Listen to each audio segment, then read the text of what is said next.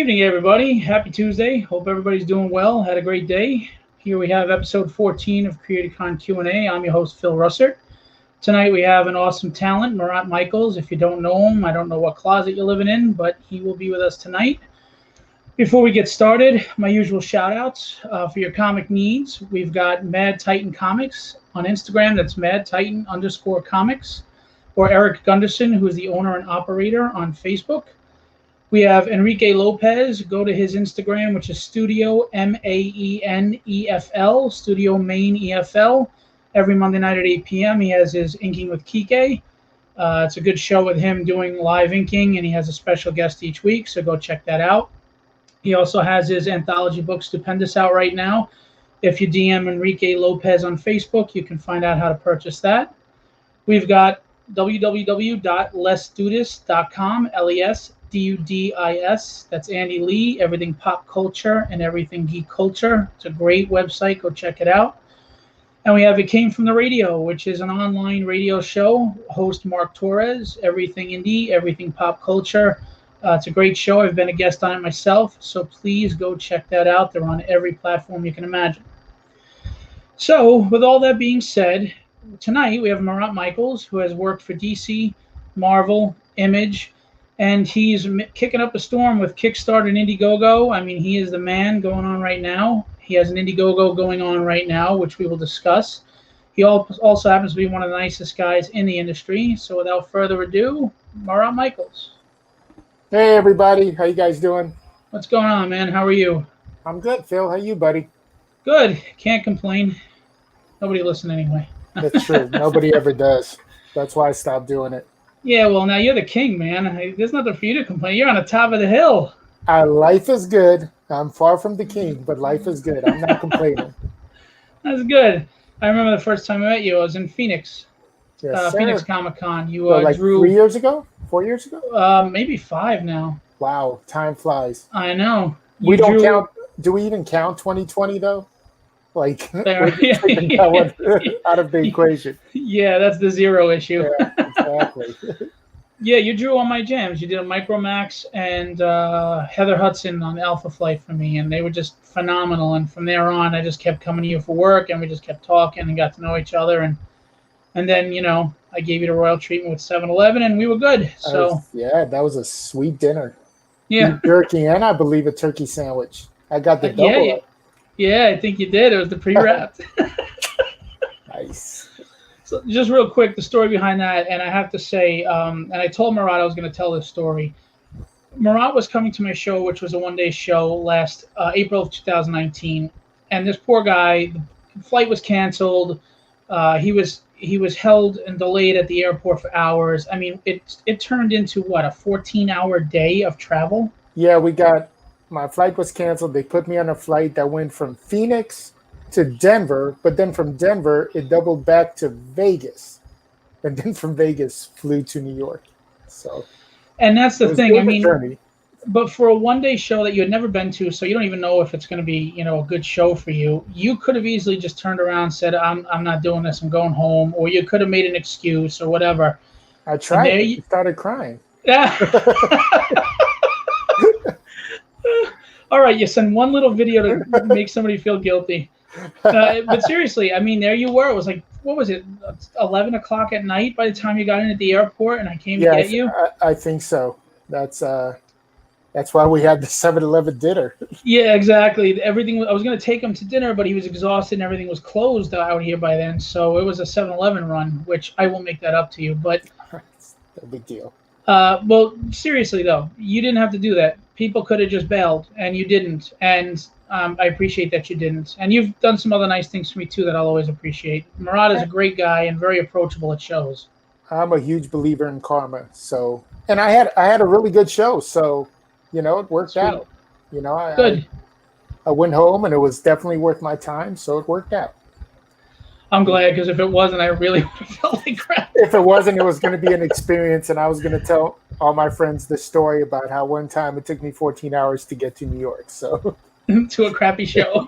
Exactly. So, well, I'm glad you didn't have to add the crappy show part. No, you're a fantastic host, and I will tell any creator that asks that you treat people with the utmost respect. You're a first class guy, and you know, we all have good and bad shows. That's just part and parcel of, when you do these conventions. But you can't control that. But you definitely treated everybody right. So Thank you. Appreciate it. yeah, no problem, brother. So, for those who don't know, you started your career, you were very young, and you started in the big time. I didn't start at the big time. I started as a Rob Liefeld's assistant. So That's still big time to a lot of people. well, I knew Rob. It paid $100 a week. It wasn't big time, but it was awesome. I sold it to my mom, who was very upset that I didn't go to college. To which I always mentioned to her, "Have you seen my grades? Like I haven't studied in like 4 years." Um, I sold it to her as the mailroom. I'm going to work my way up. And I knew Rob since I was 12 years old and he was 16. We met at a local convention in Southern California. Kind of, struck up a friendship. And as soon as I graduated high school, he asked me if I would be willing to be his assistant. And I just jumped at the opportunity. So. Awesome. So who were your inspirations to become an artist? Okay, so the first artist that floored me was Paul Smith, X-Men Nice. 173. Very underrated artist. Oh my gosh, he is amazing. I was a nerdy kid like most of us, and I played Dungeons and Dragons, and my dungeon master gave me this comic book called Crystar or Christar, whatever it was. Christar, It was yeah. Christar. It was based on a toy line. And he gave me number 3, and I went to the newsstand. They still had newsstands back then. Wasn't the one with Nightcrawler on the cover? Yeah, I think that was Yeah. it, Michael Golden cover. So I went to find number 2 at the newsstand, and I got to the newsstand, and X-Men 173, which has Wolverine running at you and Rogue, I just couldn't pass it up. And because of that, I bought that book, and I went home, and I just gushed over it. And then I started going to the local comic book store. And my family was very poor at the time. My allowance was $1 a week. So just a little bit less than what you were making when you first started comics. Just a tiny bit. And so I could really only get about 1 book a week. Maybe I could save 40 cents or whatever it was, 35, and forward it to the next week. But after like 3 months of being there pretty much almost every day, the manager, I was 12 years old, I believe, maybe 11. It's 82, I think. So I was, about 10, 11. The assistant manager was like, "You're in here every day. Do you want a job? We can't pay you, but we can give you store credit," which was amazing. And that's when To I you, started. not to your parents, though. Huh? To you, but not to your parents. Yeah. Well, they were like, you know what? I was a young kid in LA. I could have been getting into a lot of trouble. True. They knew at the comic book store I was not getting into a lot of trouble. So because I worked, there was a store called Golden Apple. And I got into Paul Smith was my first. Then I discovered John Byrne. And fell in love with John Byrne. Yeah. And then after that, it was George Perez. And then it was just like I got exposed. The beauty of that store was it was in Hollywood, and it was kind of the store where celebrities and artists came. So Dave Stevens would come into that store all the time to buy his books. Frank Miller would frequent it. Roy and his then wife, Dan Thomas, would come in almost weekly. Oh, wow. So it was just like, it was cool because I got, Nicolas Cage used to buy his books there. But I got to meet a lot of working professionals and get a lot of advice early. I was like the fat little kid who everybody thought was kind of like this funny little store, mascot. But I was just so fixated on comics. I absolutely just, from day one, it was like, this is what I want to do. That's awesome. Yeah. By the way, we have a lot of hellos and a welcome. Hello, everybody. I just want to tell you, too, if you're ever looking for an inker for a book, William Wolford is an excellent inker. He's up and coming. You should check him out. Yeah, you know him, don't you? Yeah, no, I've actually used William on a couple of projects. Oh, good. So Yeah, yeah, no, he's very good. and we got a lot of other hellos. All right, so everybody, we'll get to Yeah. questions soon, but in the meanwhile, um, so tell us about your first gig. What was your first gig that you got? First gig was actually there's a book called Exiles from Malibu Comics, and Jim Valentino was contacted by Dave Ulbrich, who was the publisher then. I believe it was Dave Ulbrich, um, and asked him to design the Exile characters for them. And Jim told him, like, look, I'm kind of an old school guy.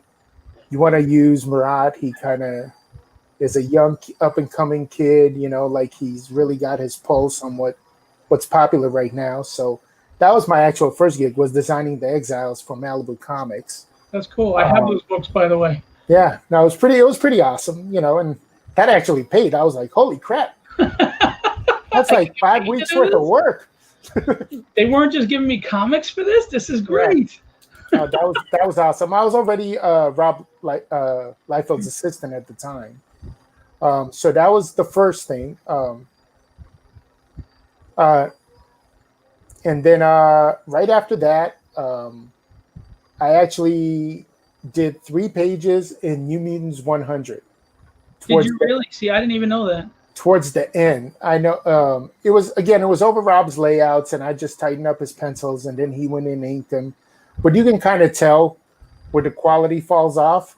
That's me doing the finishes. Well, I was an 18-year-old kid, and he's like, one of the hottest talents in the industry. So there's definitely going to be, and we're, I think we're what, 6 years apart or 4 years apart?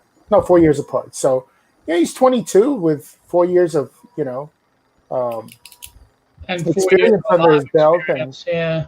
And I'm just kind of starting to kind of, get my toe in the water. So it's totally cool. It's, we all have to start somewhere. So that was cool. And that was definitely a huge pay upgrade.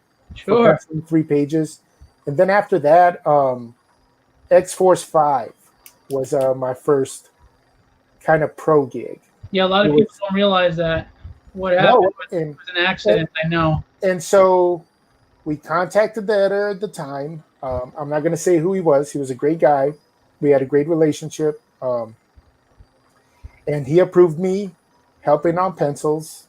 And he assured me my name is going to be in the book. And I was super excited.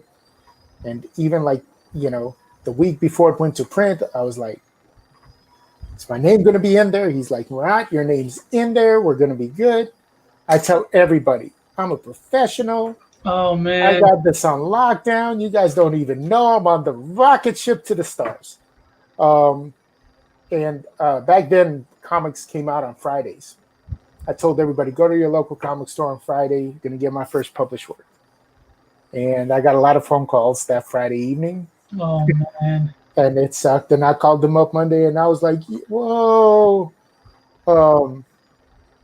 what happened? And he's like, man, I'm sorry. We just screwed it up in production. We'll give you and if you go to X-Force number 6, in the letters page, they go, thanks to Marat for his help on X-Force number 5. And I was like, dude, it's not the same as penciling page, whatever it was, 2 through 10, Marat Mychaels. But was what it was. And I, one thing about Rob that I don't think anybody who's ever worked with him can deny is the guy was very generous when it came to paying. And he gave me a royalty check from that book that shut my parents up for a while. So, oh, really? Oh, yeah. Wow. No, he took care of me for sure. And being that you didn't get the credit, he could have got away with not doing that, right? I mean, well, legally, if he wanted to. I mean, again, I would have done it for free. If he told me like, hey, this is going to be exposure, I would have jumped at it. So, but just the fact that he honored that, even though you didn't get credit and legally he could have got away with it, it was big on his part. No, above and beyond, way more. Like, it wasn't tens of thousands, but it was a fantastic payday for an 18-year-old kid or 19 years old, however old I was. Russ is a fantastic up-and-coming colorist. Coloring my next Kickstarter book right now, actually.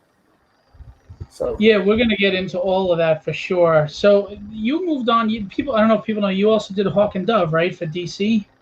I did during the New 52. Yeah, I did. I did the zero issue for Hawk and Dove. Because I know a lot of people, they probably know you best from Brigade, and I don't know if they recognize all the other accomplishments you've had in the main publishers. Yeah, no.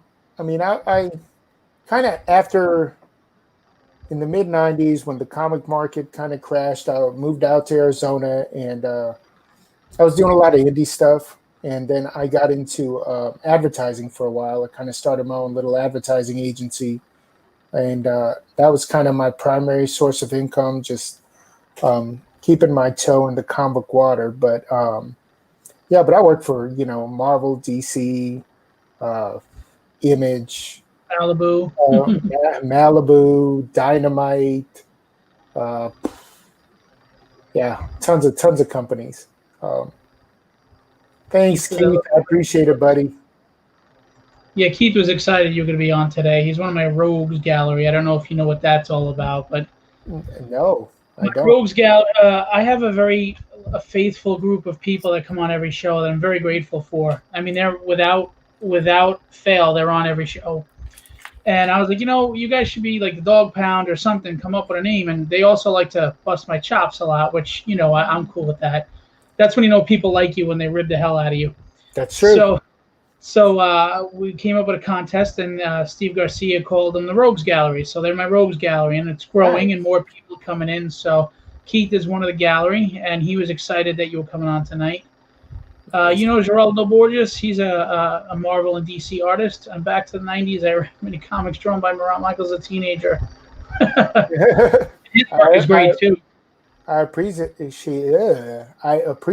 Geraldo. That's awesome. It's really weird because I was a kid myself. I wasn't much older than a lot of the guys who read the Brigade books, so it's kind of weird when I meet guys who have just become huge in the industry, and they're like, "Oh my God, Marat Mychaels," and I'm like, "Who am I compared to you? You're like drawing freaking X-Men or whatever it is at the time." So it's kind of a weird thing. But it also is, it's a small community if you think about it, and if you have a good reputation for meeting your deadlines and being a good guy, and obviously you have the talent, yeah, you're going to get a lot of respect from people, and you earn that respect, what you've done. God knows, just the way you've been around me, you had garnered respect, even if you couldn't draw worth a damn, which thank God you can, because my jams look good. But I appreciate it. Just a little bit. So you got the big publishers under your belt and stuff, and at this point, I mean, you're like big in the indie scene now. You're like one of the top guys, man, with Kickstarters and Indiegogos, and you've got a lot under your belt.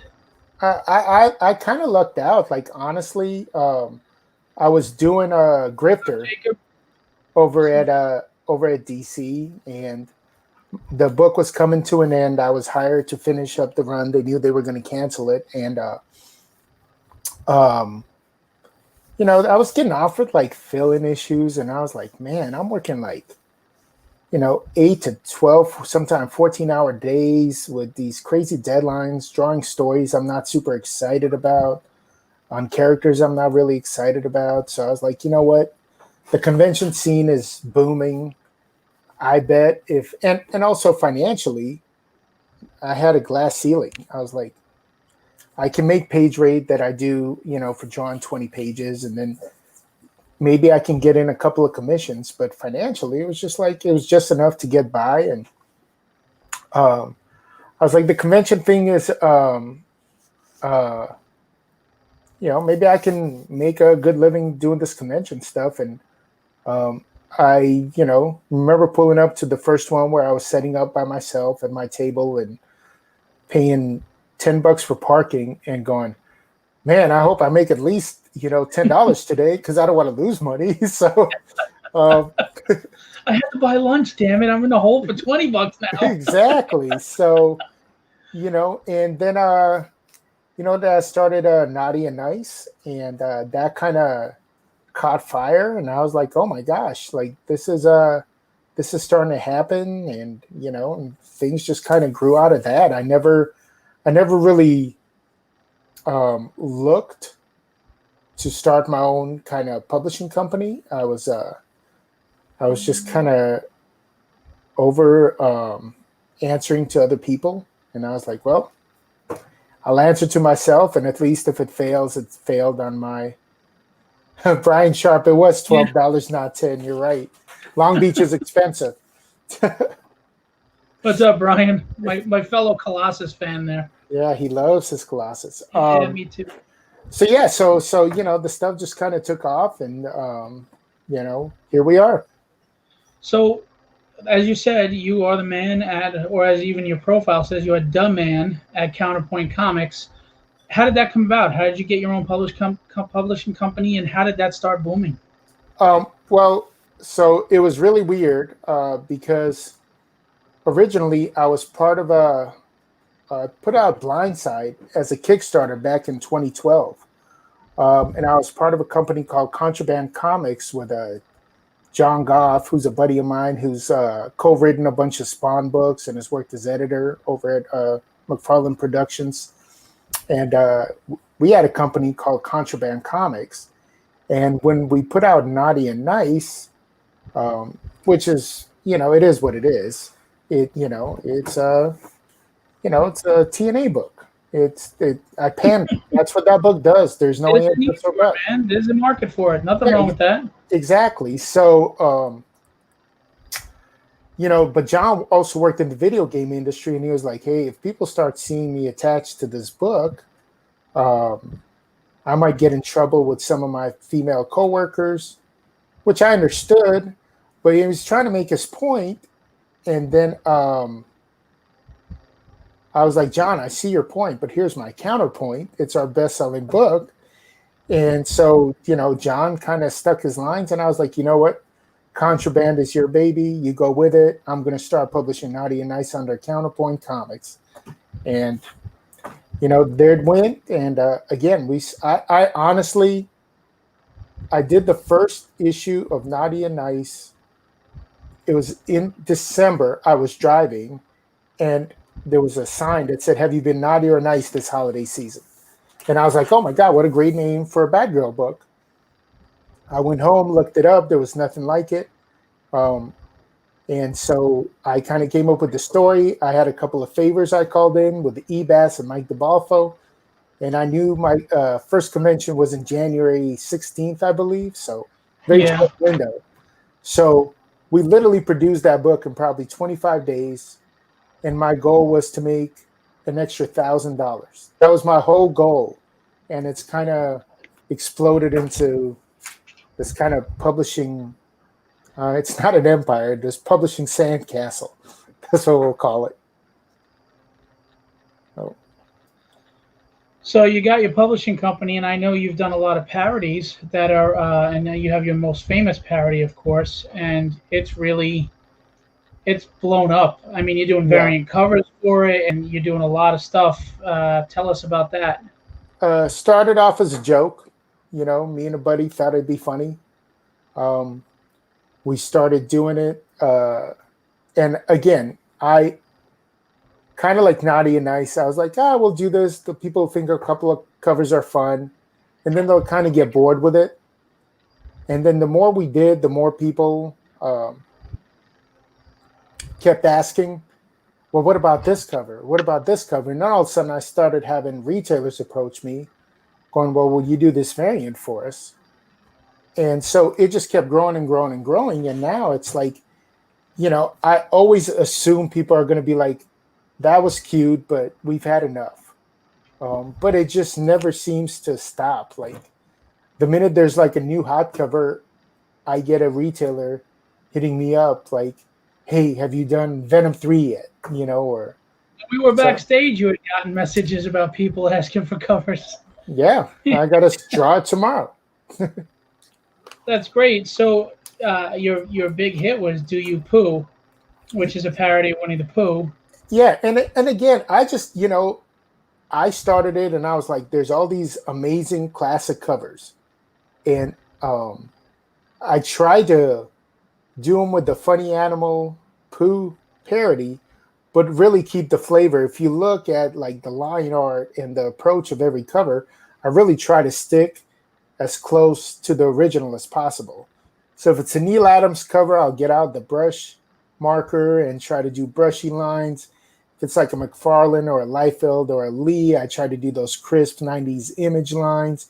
I really try to capture the flavor and the feel of the original cover while kind of making it a funny animal thing. So it's not just kind of going, because I always think it's funny when people are like, you know, oh, it's hard to parody, you know, an original cover. No, it's not. It's not hard to parody Wolverine 181 Right. if you're drawing Wolverine 181. Right. All you got to do it is in your style. You know, when you can recreate the feel of it with kind of a goofy, funny animals, then I think that's harder personally. Right. And I work with, you know, I'm not by any means, I don't go like I'm the only one who's allowed to draw poo covers. We've had many artists draw them. You know, we have retailers contacting me and going, hey, is it cool if this guy draws it? Or is it cool if this guy draws it? And I'm like, sure, you know, if we haven't done the cover, then by all means, let's go with it. So, and most guys say the same thing. So, Because you had the dead poo at first, and then it's gone big with the Venom poo, and then you had Tigger, which, by the way, yeah, the Venom Tigger was pretty awesome.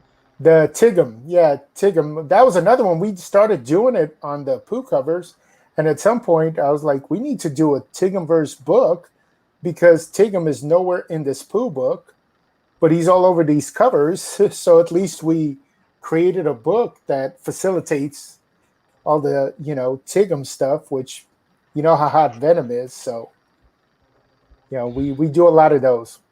So, as a grown man, is it tough for you when you're talking to say, "Listen, I need that poo. I need that poo cover"? And I I named the book "Do You Poo?" Like that was a conscious choice. Like imagine sitting at a staff meeting with you. because the whole thing is like comics are supposed to be fun. We're having Right? fun with this stuff, you know. Do you If get any people haters for the parody? do, I get any what? Haters for the parody? Oh, a lot, a lot. Brian, when Brian was my business partner, he would send me like screen captures, and he'd get infuriated. He's like, "Why are these guys hating on our book so much?" And I'm like, "Why do you care? Like, who cares?" My thing is like, don't buy it. If Right. you You think it's can't worry about that. if you think it's stupid, don't buy it. Right. You know why are you mad that I make a living doing it, selling it to people who actually appreciate it? Like Oh, it's my jealousy. People are jealous yeah, that you're successful with a parody, and they're like, you're yeah. probably thinking, "Why didn't I come up with it?" And again, my thing is, you know, people will tell me when it's done. When people, I'll stop doing poo books and Tigumverse and Hardly Thin and all the other silly parody stuff we've done. When people stop buying them, people Right. vote with their dollar. They tell you with their dollar. Like, I'll be done when people aren't buying them. I'm like, oh, people don't want this stuff anymore, you know, and Exactly. I'll find something else to do, you know. But in the meantime, people love him. People who like him love him, I you have to know. say, I'm not a parody guy, but the covers are awesome. Yeah, They're really good. and again, because I have a lot of reverence for the source material. So even though I'm making a parody of it, and even though we're kind of making fun of it with the funny animals, I mean, even guys like Neil Adams have been positive, you know, about him. Uh, I have run into, and I won't name names, but I've run into one guy so far who was kind of offended that I did a funny animal version of his cover, and Really. I was like, no, sucks for you, you know. You know, Um, you would think at the very least you're bringing attention to the cover you're paying homage to. That not only is that kind of you paying tribute to that person and their cover, but it's bringing more attention to them too. Because you know, as generations get older, sometimes covers get lost, and here you oh are, yeah, bringing that up again. and I always, I mean, you can't find one unless it's an artist I just did not know who drew it, and nothing on the internet told me. I'm always giving credit to the original artist because Right. you know, um, if you parody or if you homage somebody, that's number one. You know, I'm not trying to take credit for their amazing work Right. because people think it's hard, but I'm like, no, the blueprint is right there. I just have to make it kind of So there's the whole point of paying homage. Yeah, exactly. It's a compliment. Yeah. And I've actually had artists come up to me, guys who work at Marvel, DC, big time comic artists, and go, "Hey, man, when are you going to do one of those poo covers of my cover?" So I think it's kind of like become this kind of in the, in the comic industry, a lot of guys, like, it's kind of almost a rite of passage. Like, you're hot if we're, aping one of your covers. I made it. I'm a poo cover. Yes. Exactly. Nice. That's good. But yeah, you're right. It's a compliment. And by the way, I put it up a minute ago. I knew he'd pop in. Oh, Norm. Yes. My first inker, my first partner in crime. I love Norm. He's a great guy. He is. He's a friend. And by the way, he was a cheap date too. McDonald's is all it took for him. You didn't even need to take him to McDonald's. You could have got him a bag of candy and you'd have been set. Dude, how does he eat all the crap he eats and not get fat? I have no idea. I don't that guy packs so much crap. I hope he checks his arteries every week. I know, right? We're not getting any younger, Norm. Yeah. Norm's like, what are you talking about? I'm still 16. By the way, before Jacob Baird asked, Naughty and Nice, was that after Grifter? No, Grifter was before Naughty and Nice. And that was kind of like, I was doing a convention in Las Vegas, and I was in the middle of my Grifter run, and I had my table and my books out, and the guy walked up, and he was like, "Oh, hey, I remember you from, Brigade, da-da-da-da." And I was like, "Oh, thanks." He's like, "Where have you been?" And I was like, "I've been around." And he's like, "Oh, Grifter, that's that Wildstorm book." And I'm like, "Man, it hasn't been at Wildstorm for like over a decade." So that was one of the things that I was talking about. It was one of the things that I was like, wow, if you're not on a top tier book at Marvel or DC, people just don't care, especially at that time. And I personally haven't seen it change much. So I was like, well, if I'm getting assignments I'm not crazy about, and I'm working on characters I'm not excited about, and nobody knows I'm doing this stuff anyhow, might as well just go hang out at conventions and, see if I can make it work that way. So, well, I mean, the fact of the matter is, you, Brian Polito, guys like that, I mean, you're making good money. You have control of your own characters. There is no royalty. It's my character. It's mine. Yeah. That's it. So, no, 100%. I don't. We unfortunately every industry has that kind of clique, and are you here? Are you there? Listen, you guys are trendsetters, and you're really setting the stage here where people are realizing I don't need to work for the big two to be considered a reputable artist and successful. So whoever looks down on that, whatever, because like you said, you're doing your thing. You know what? Over the last 6 months, especially when this whole COVID thing first started, when Diamond closed down and nobody knew what was happening at Marvel and DC, that's when a lot of guys realized, like, whoa, somebody else completely controls my destiny. Right. While I had people coming out of the woodworks, stores and retailers I never worked with, "Hey, man, are you still printing books?" Luckily, my printer is here locally in Phoenix, and I could meet him at any time, and we could print books all the time. So I had a huge influx. So I think people realize, like, this is kind of like a new way of, I believe Kickstarter, Indiegogo, crowdfunding in general has become more of a direct-to-consumer kind of thing. It's almost, it's almost like this is our store. This is how we're going to get people's eyeballs on our product. Right. And if you want it, you're going to support it. And if you don't, I have a lot of people, and I always tell them, like, whose fault is this?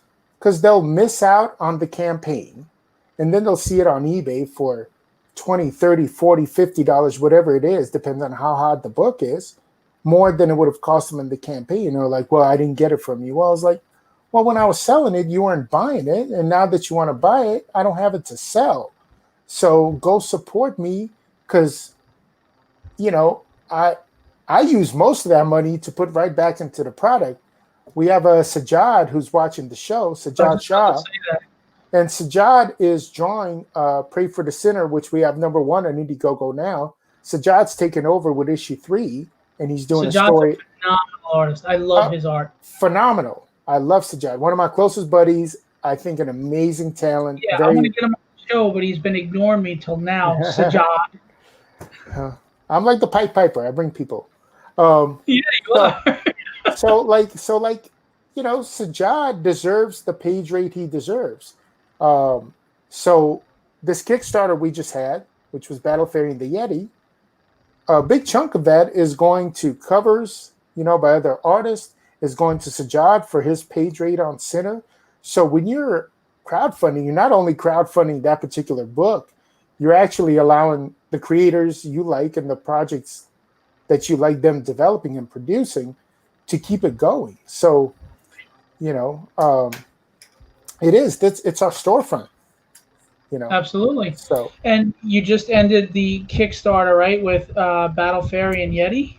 Yes, we did. That was again successful, very successful. We did. Us about that book? Battle Fairy and the Yeti is kind of it's a fun, just kind of silly, little romp. Both those characters actually come out of Naughty and Nice, because Naughty and Nice go on adventures all over the universe, actually. And in one of the issues, they met this Yeti, and he came back to attack them as kind of part of an evil conglomerate.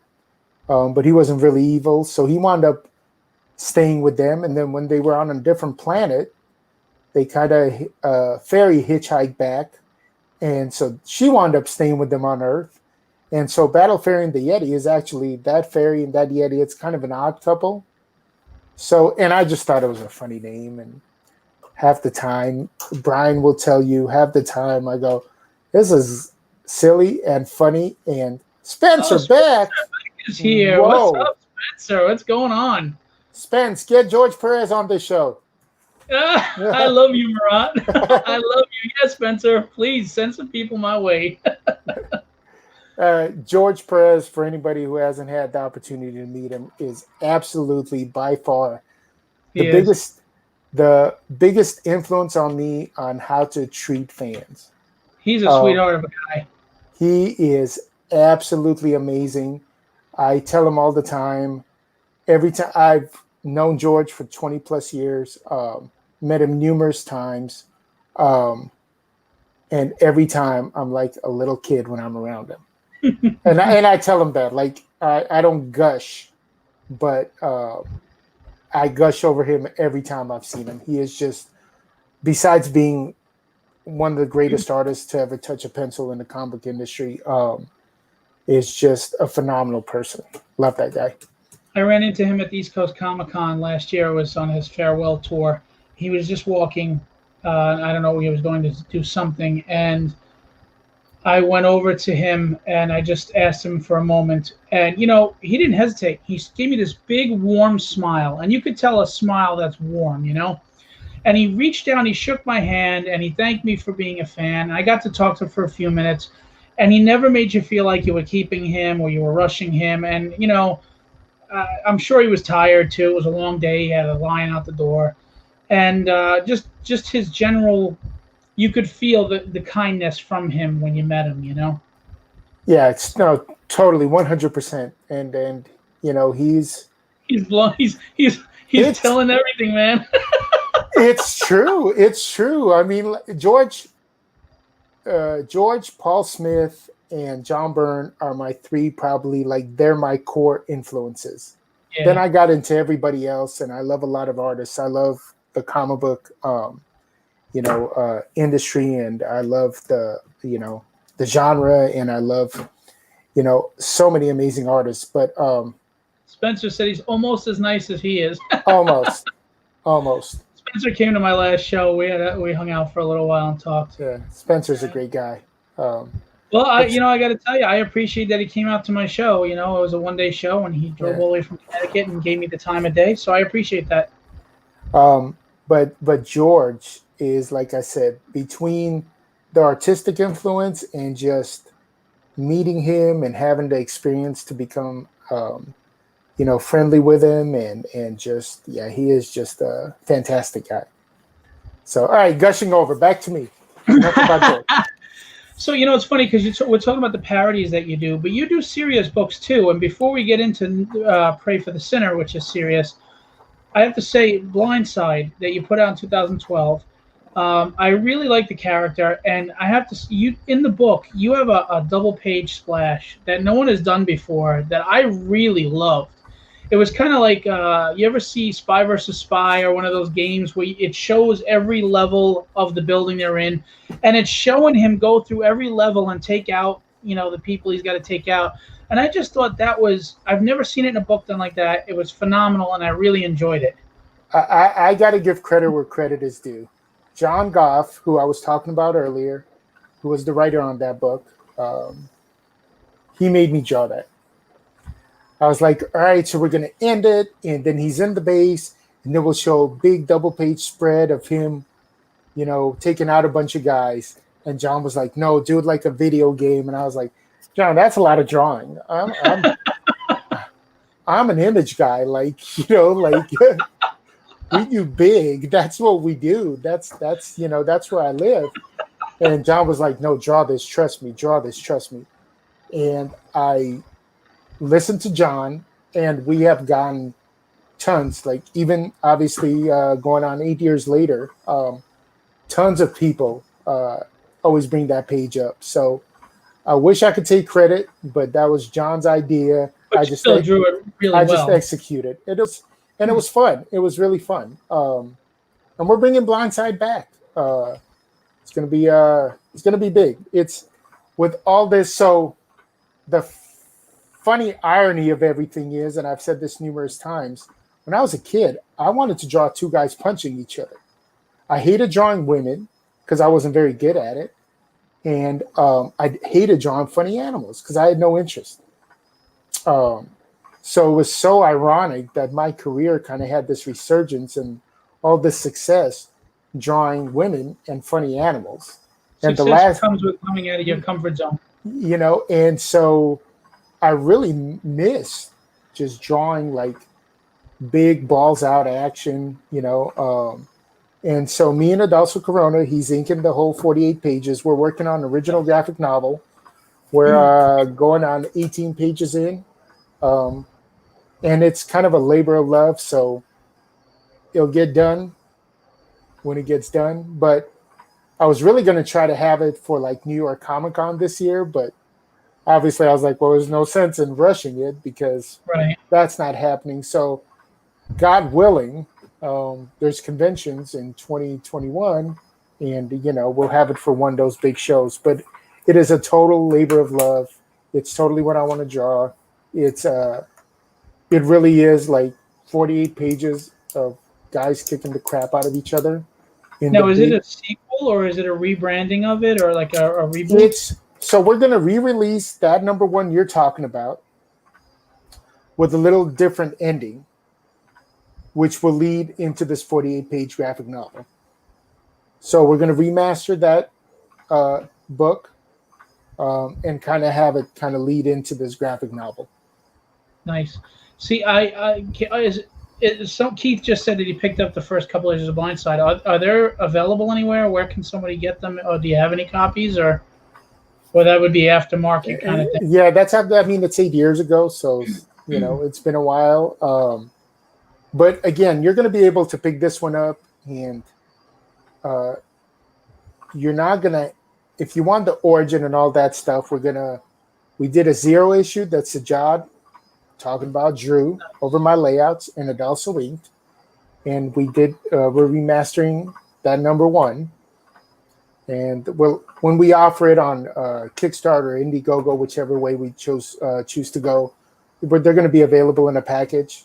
But even if you never had those, if you just want to go, all right, I'm going to be entertained for 48 pages. It's not going to be groundbreaking. It's not Watchmen. It's not Dark Knight. I'm not trying to do it. I'm trying to give you 48 pages of big action sequences, big stuff, cool stuff happening every page. Spencer said do Hulk 181 with Tigger and Pooh. Well, we've done it with Pooh. Yeah, we could do one with Tigger and Pooh.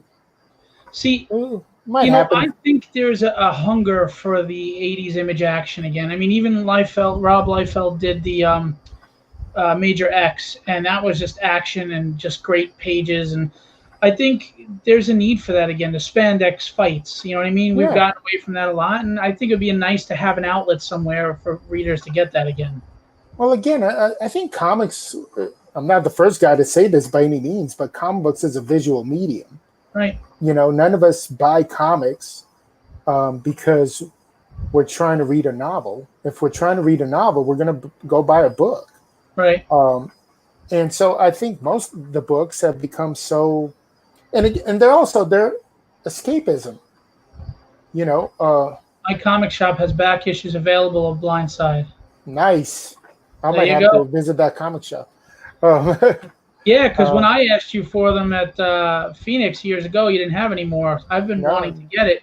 I got to look at the ones you had on hand, but I never got to own them, and I'd like to. So. Yeah. So again, like back to what we were talking about, comics are supposed to be an escape. Mm-hmm. I don't want my comics super realistic.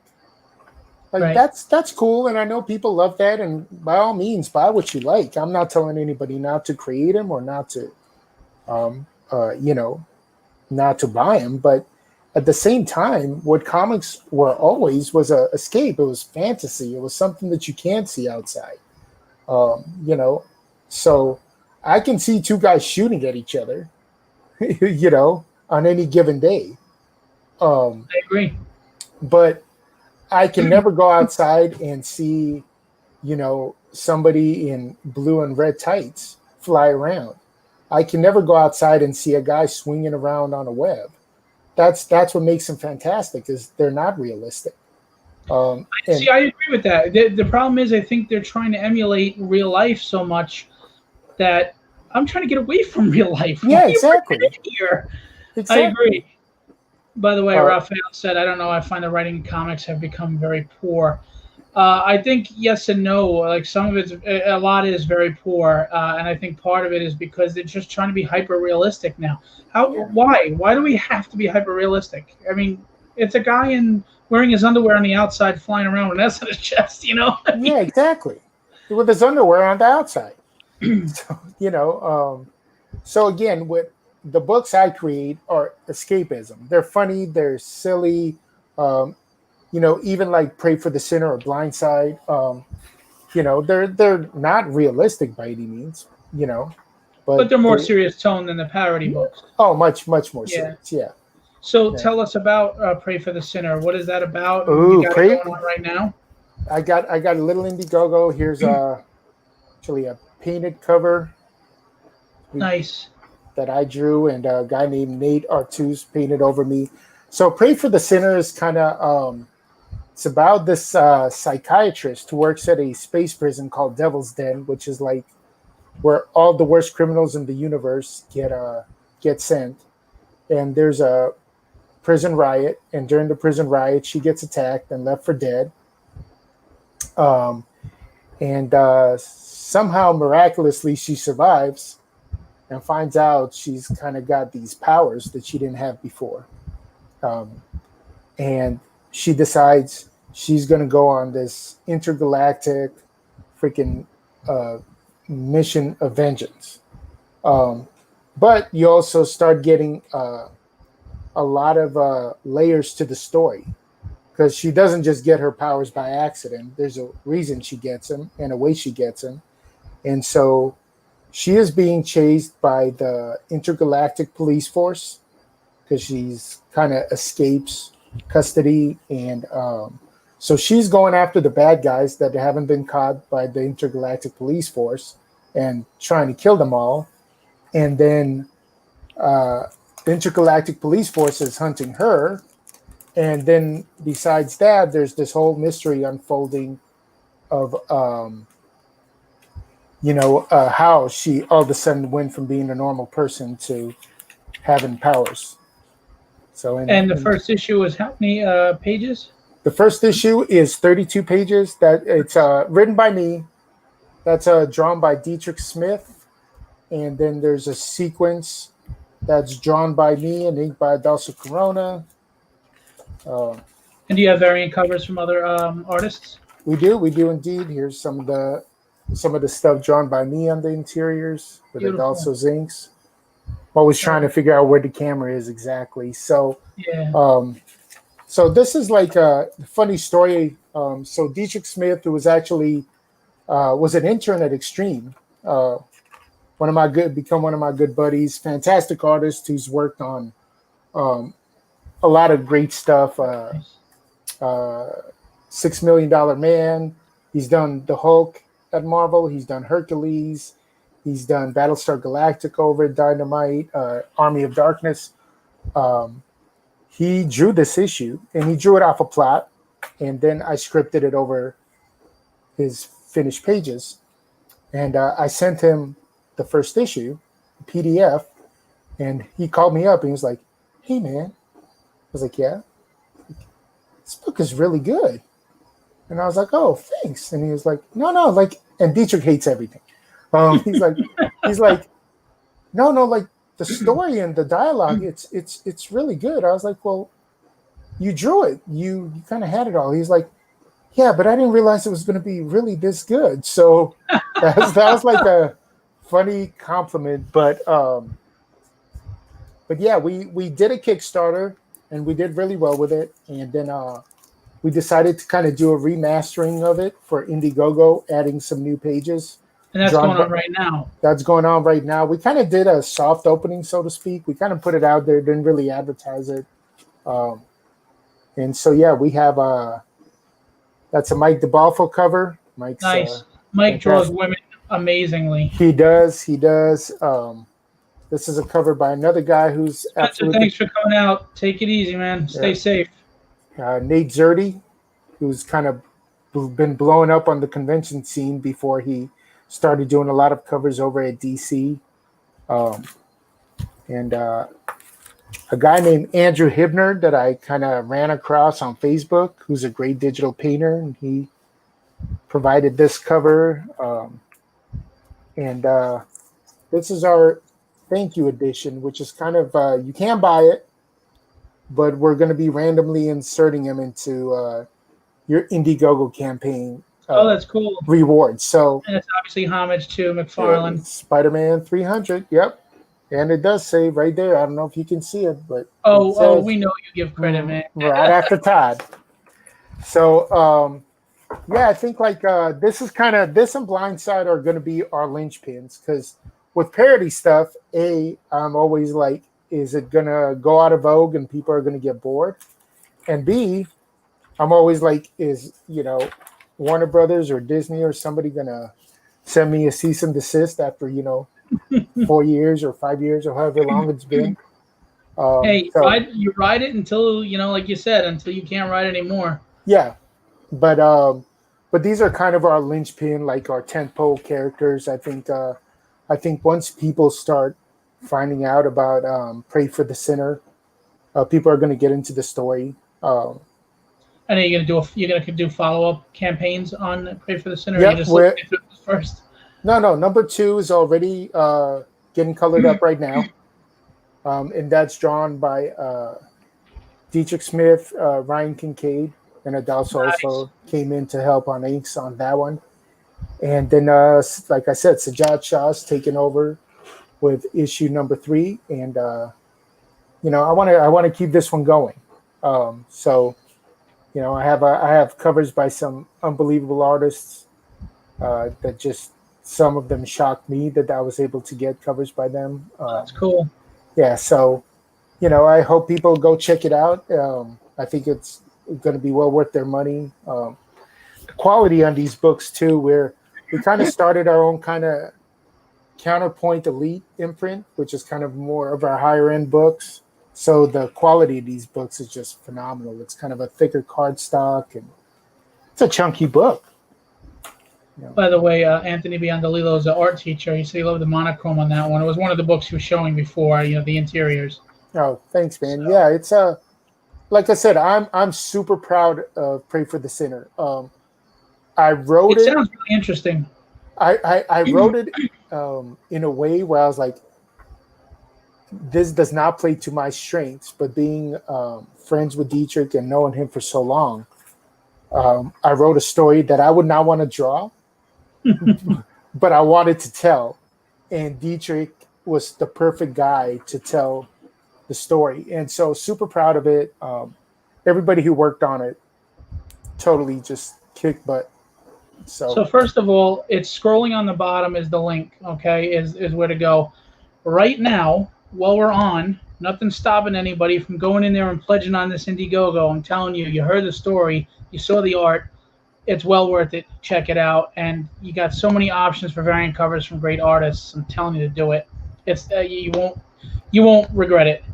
I was going to ask you, and then Gallo Romero has a question that ties in. Yep. How was it? I mean, was it nerve-wracking? How was it to go from artist to writer? And now you're writing. You're writing books.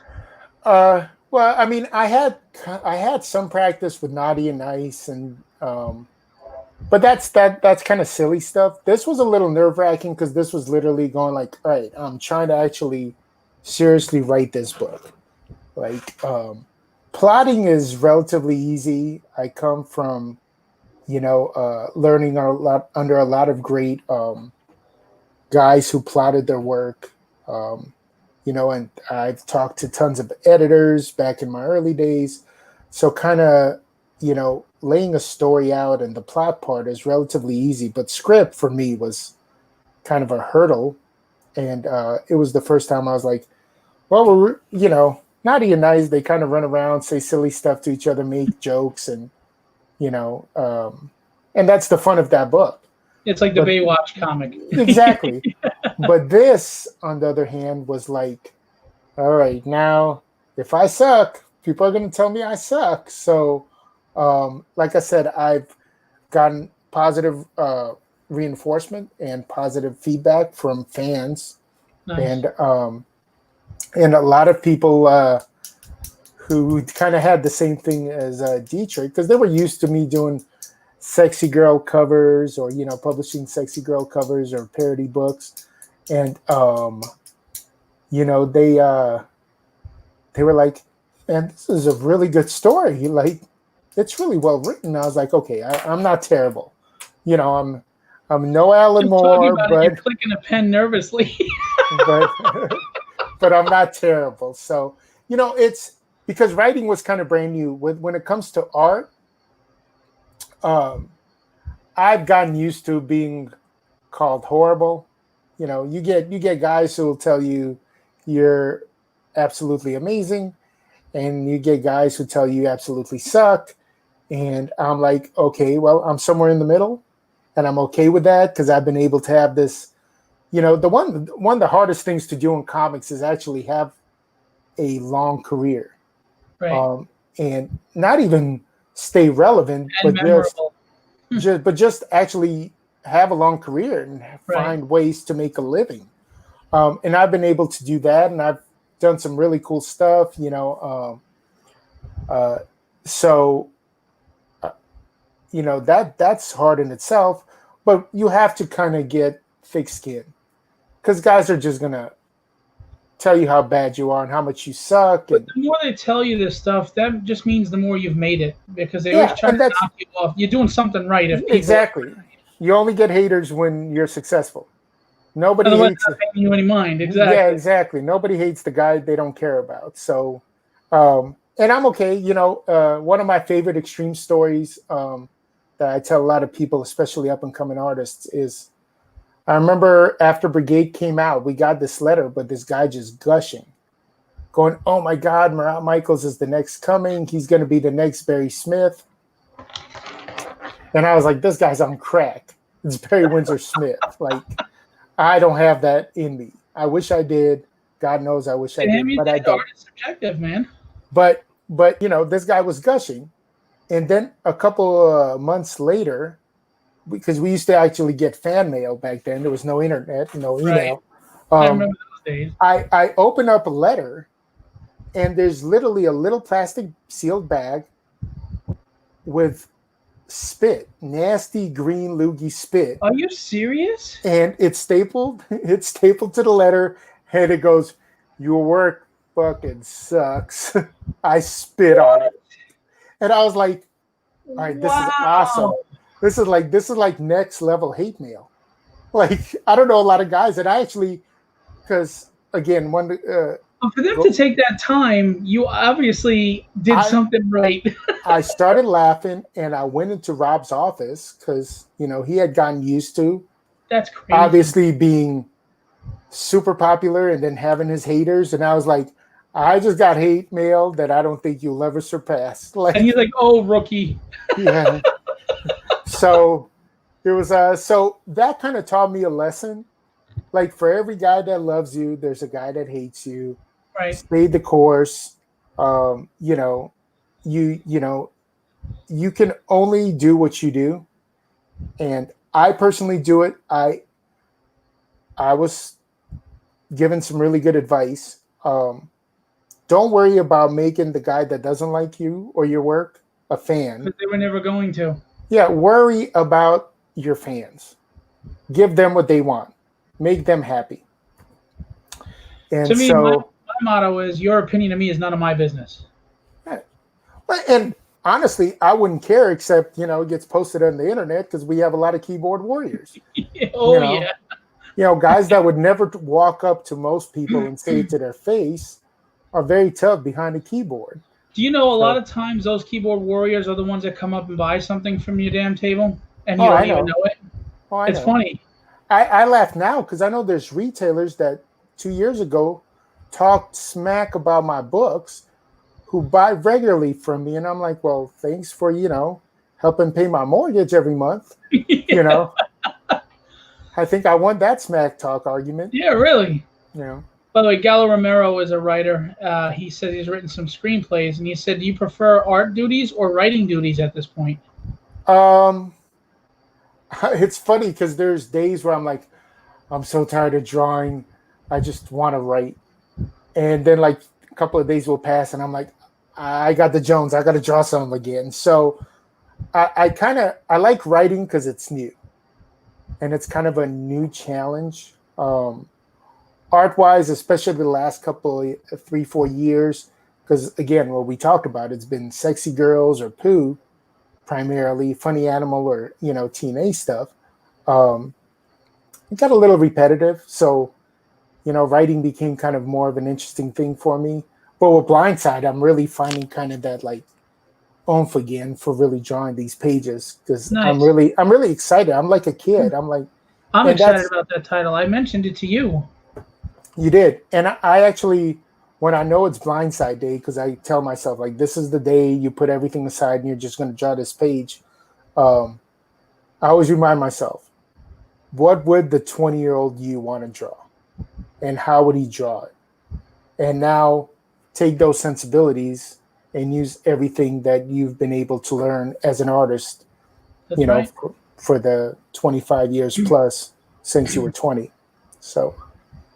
Gallo Romero had said if you ever wanted any assistance, being that you're new to writing on this level, he'd be happy to provide it for you.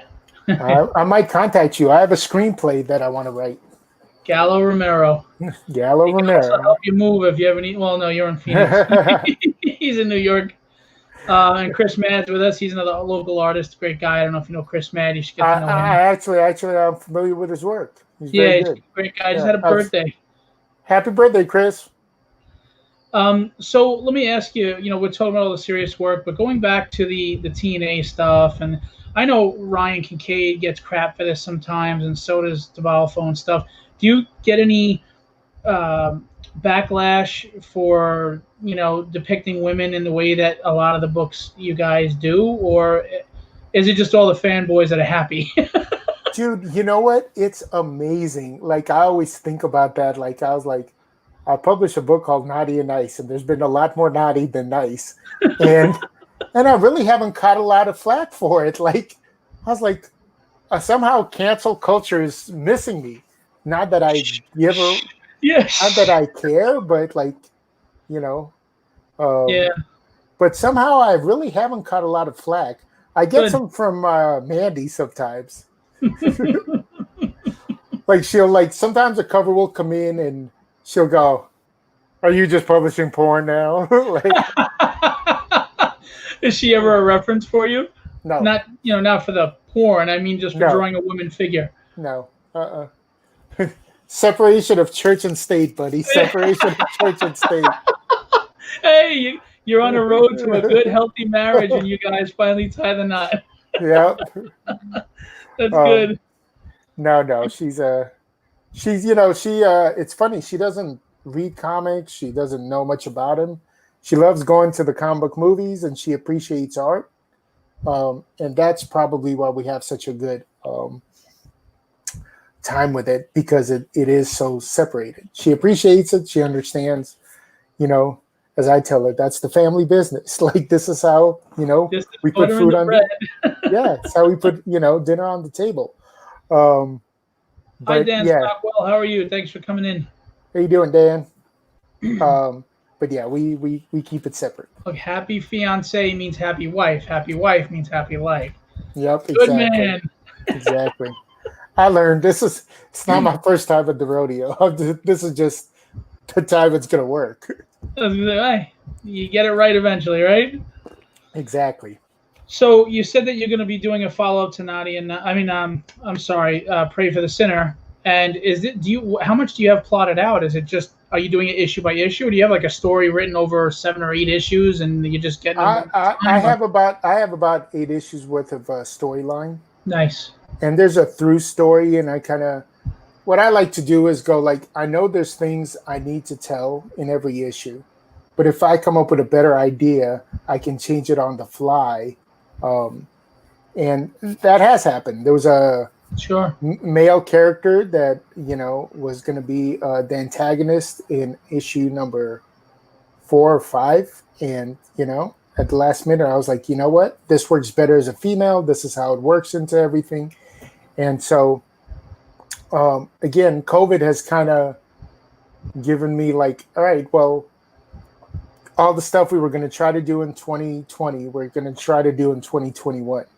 So we're putting books together. We're getting back issues in the can, and when we release them, we know the next one's going to be sitting there Right. and ready to go. So And CGC's had a lot to do with success for you too. A lot of people want to get your books slabbed with these variant covers. yeah, it's fan. I'm actually going to CGC to do an in-house signing, and Nice. I think you can submit till Friday. So if any of you guys have any of my books you want to get See, that's why I brought signed, it and up. I I got appreciate you. it. I I got you. appreciate it. Signed and slabbed. Then yeah, I'm doing an in-house for them, and the speculator market and the flippers, they definitely drove the Pooh books and Give me the my Harley books. 9.8. Give me my 9.8. Hey, I have a CGC collection. I love my graded books. I have my floppies and I have my graded books, and yeah, CGC's been really good. I mean, there was the most awesome, and it's lightning in a bottle. And there was a convention a couple of years ago that had Stanley and Rob Liefeld, and after the show, the head of CGC, or the head of CGC at that show, came up to me and she goes, "Hey, I got to tell you something." And I was like, "Oh, what's up?" She was like, "You're our #1 submission this weekend." Nice. And I was like, "You mean like after Stan and Rob, right? I mean, like, Stan Lee and Deadpool." And she was like, No. You're our #1 guy. We've got more submissions of your stuff than either one of those guys." And I was like, "Holy crap! Like, that'll never happen again." Well, obviously with Stan's passing, God rest his soul. But I was like, "That'll never happen again at any show ever." But I'll take it. It's You don't know you know, that. it's, No. no, It's I good to know. stay humble, but It's You know what? I have things that are awesome that just kind of happen. I was the first image rookie. Nobody can ever take that. The first metal cover on a comic book.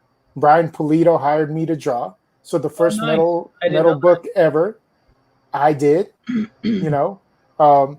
And I outdid Stan and Rob at a convention for CGC submission. do you rib Rob about that?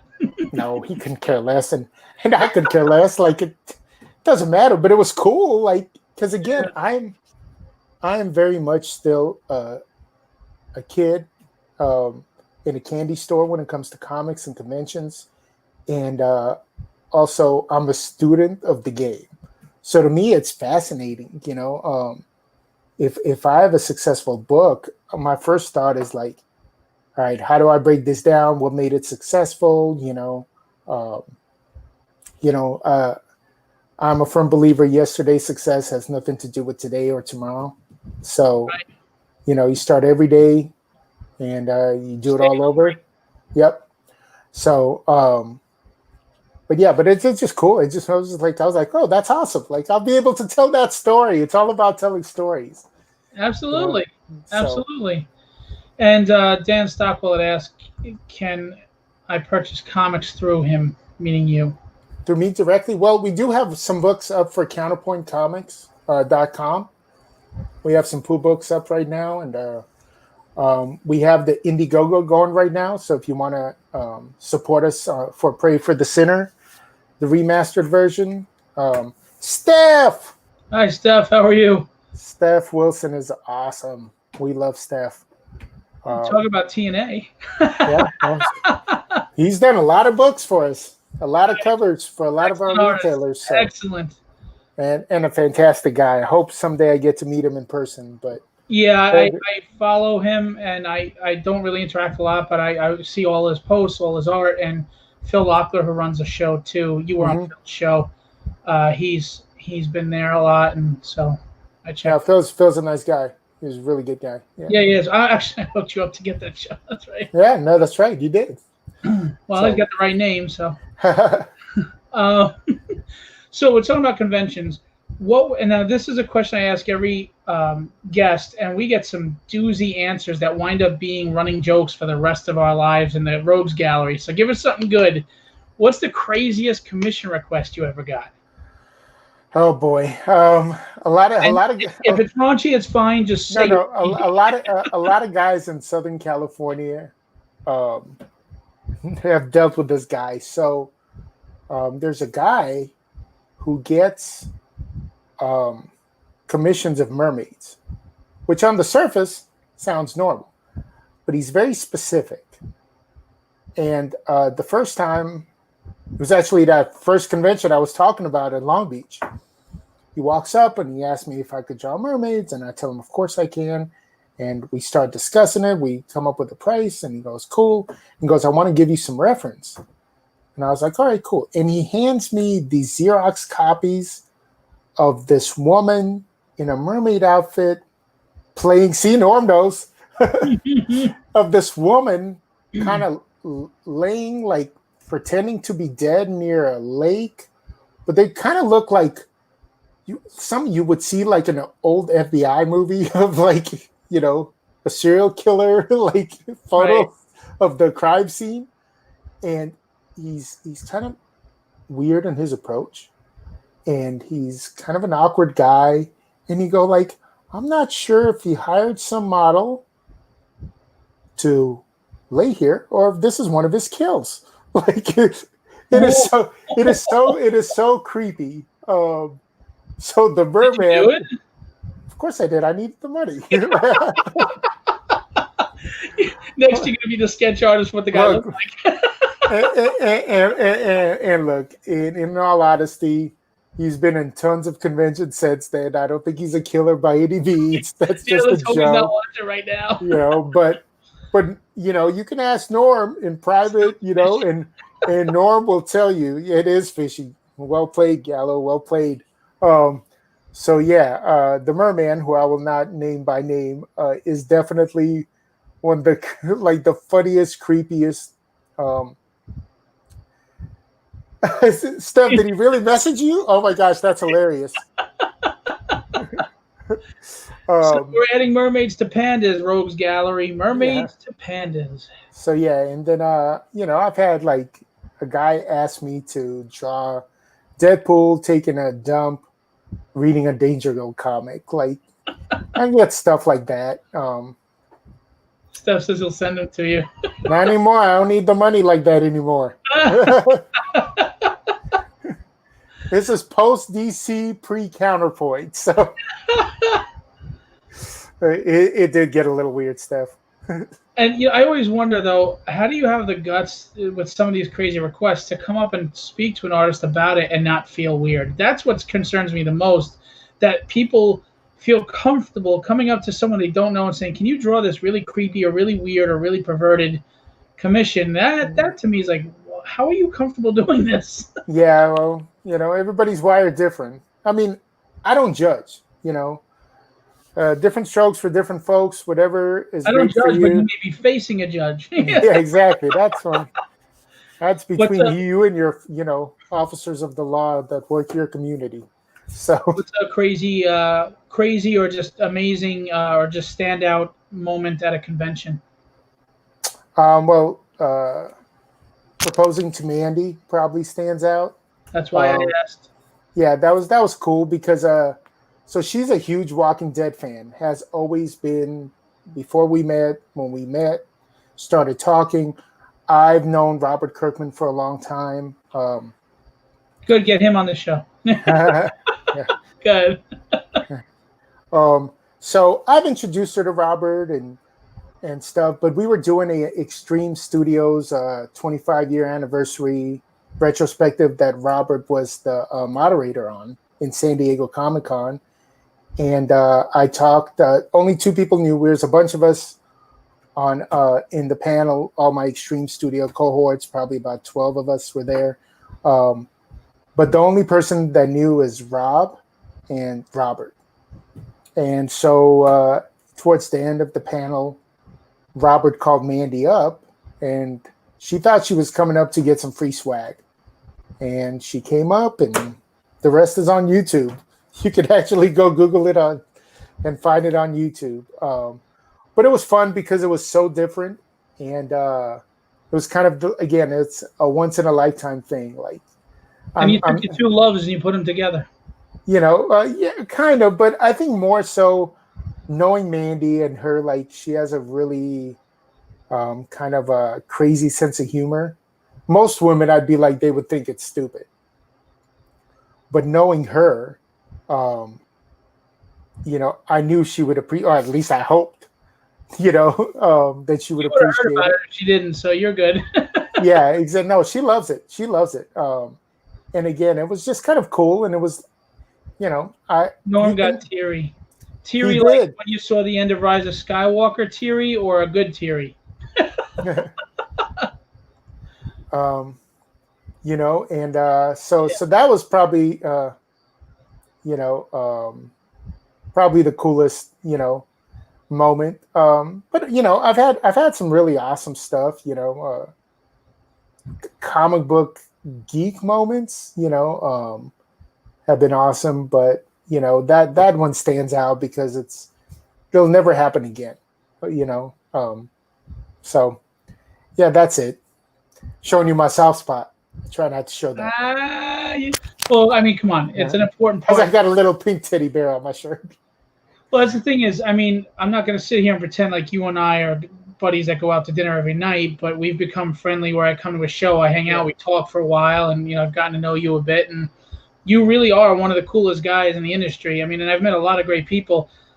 And I'm not going to get into the story unless you wanted to, but we can leave it at that. You actually stuck your neck out for me last year and did something kind for me, and I will always appreciate that because you didn't have to do that.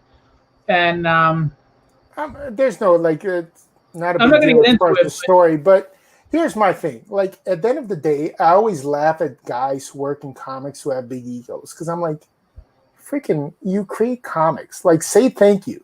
Like, you get to do what you love for a living, so say thank you. Like, your ego means nothing.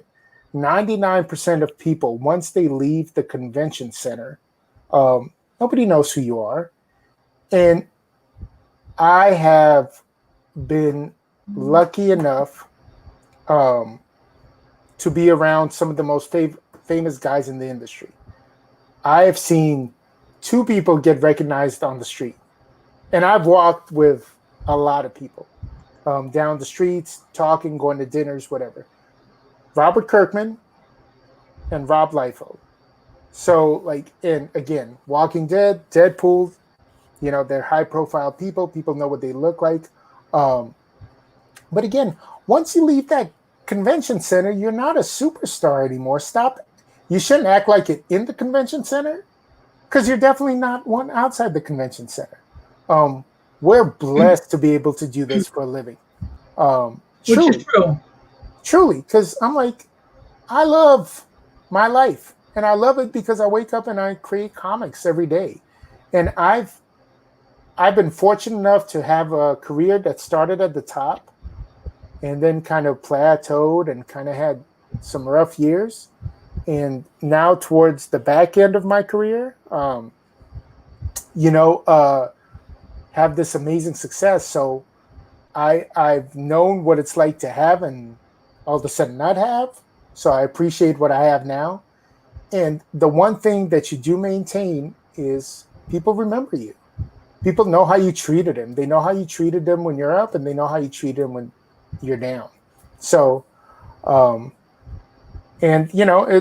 Steph, you say it, but I just treat everybody with respect. Well, not to cut you off, but I'm going to tell you, I was just an art collector, decided to start up a show. It was a one-day show. You'd be surprised. I get a lot of respect from a lot of people. Norm has been really cool with me, and a lot of people are cool. But I do get those people that scoff at me, get away, or whatever.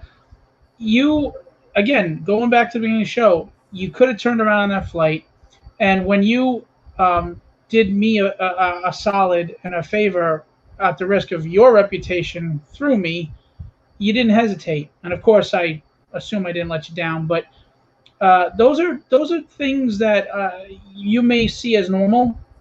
They're not normal. And even people that I'm friends with in the industry may not do that. So those things stick with me. So you ever need anything, not that you would, but if you do, you tell me, and of course, if I can do it, I would help you. I do appreciate that. And as Steph says it jokingly, but I know he means it too. You could tell. And I agree with Chris. It's not the back end of your career, by the way. You're peaking right now, but it's not the back end. You got a lot of years left, brother. No, I know. I want to retire early. God damn it. No. You know what? Honestly, look. At the end of the day, the worst thing that was going to happen is I was going to lose a couple of days. You had a lot of your time and finances on the line. Nobody looks at that. And so to me, it was just like my worst case scenario and your worst case scenario aren't even, compatible. So you want a kidney, Marat? You got it. I don't drink, so we're good. I'm good for now. So, but hey. You never know. You might get that call. Remember that time? Yeah. So, and I don't drink considering I'm Irish, so they'll be healthy. I know we'd be like the worst. I was born in Russia. You're Russian, so, and I'm Irish. And I'm not a drinker at all. So. Yeah, we'll get kicked out of the clans. Yeah. I mean, I'll have a drink here and there, but for the most part, I'm like, gonna act like a jackass. I might as well take accountability for it. I'll take my calories in sugar, please. Yeah. Chocolate. Yeah, well, careful. You keep getting as successful as you've been. You keep growing. You might start getting a little puffy sitting there like the fat cat. I actually started going back to the gym last week because I was like, all right, I've used COVID enough as an excuse. It's time to get it back under control. I told you we'll get the pandas. Panda outfit. Right. So let me ask you what I ask every guest as my last question. If you could go back to that young Marat who was starting out, what advice would you give yourself? Draw 12 issues in an annual your first 2 years at Image. Every year. Like, sit down and work. And also, little known story, I was offered work at the X-Men office in 1993. I was offered to work on the X-Men and some other stuff, some projects, and I turned it down. And part of it was Image was the hottest thing in comics. Everybody wanted to go to Image. You had Marvel guys coming to Image all the time. Why would I at that time, I looked at it as a step backwards. in retrospect, it would have probably been a good career move. But at the time, I was like, I know what these guys are making at Marvel. I talk to them. I know what I'm making. And also, I don't have to be as accountable because we kind of have this fun ragtag crew of, lack of accountability at the time. And again, if I put out a book every 3 months, I was told, thank you, and you'll get your royalty check when the book ships. And we get paid. Marvel, an editor would be like, hey, where are your pages? Right. And again, I was young. I was, having fun. I was making good money for a kid my age, and I was having a blast. We were being treated like stars. Norm will tell you, our very first store signing, him and I pulled up, and there was a line of 200 people around the block. Nice. And we looked at each other. We were like, who are all these people for? And we walked into the store, and we saw the store owner, and we were like, hey, who else is signing here? And he's like, no, that line's for you guys. Nice. And so, when you're treated like that, it's awesome. It's fantastic. And you want to have fun with it. And I probably had a little more fun. And I wish, in retrospect, I wish we had editors who were like, hey, sit down and draw, produce more. But it was kind of a thing that was happening, across the studio and across most of Image Comics. And, again, you get some of the checks that we got as kids. And I was 22 years old when I was getting, these chunky royalty checks. And I was having a blast. I was having fun. I had buddies who were working like minimum wage jobs still or going to school. And I was like, we're going out tonight and I'm paying for everybody because I can't, So stuff like that, I really wish I could go back and actually do like 24 issues of Brigade all the way through and a couple of annuals and really have this body of work, a lot more so than what I did have. And I was one. If you have 24 issues to Pray for That Sinner. I hope so. And maybe somebody's going to want that original issue, that premiere of that character. You never know what the future holds. That's the goal. That's, we're, like I said, Pray for the Sinner and Blindside. Those are the kind of comic books I grew up on.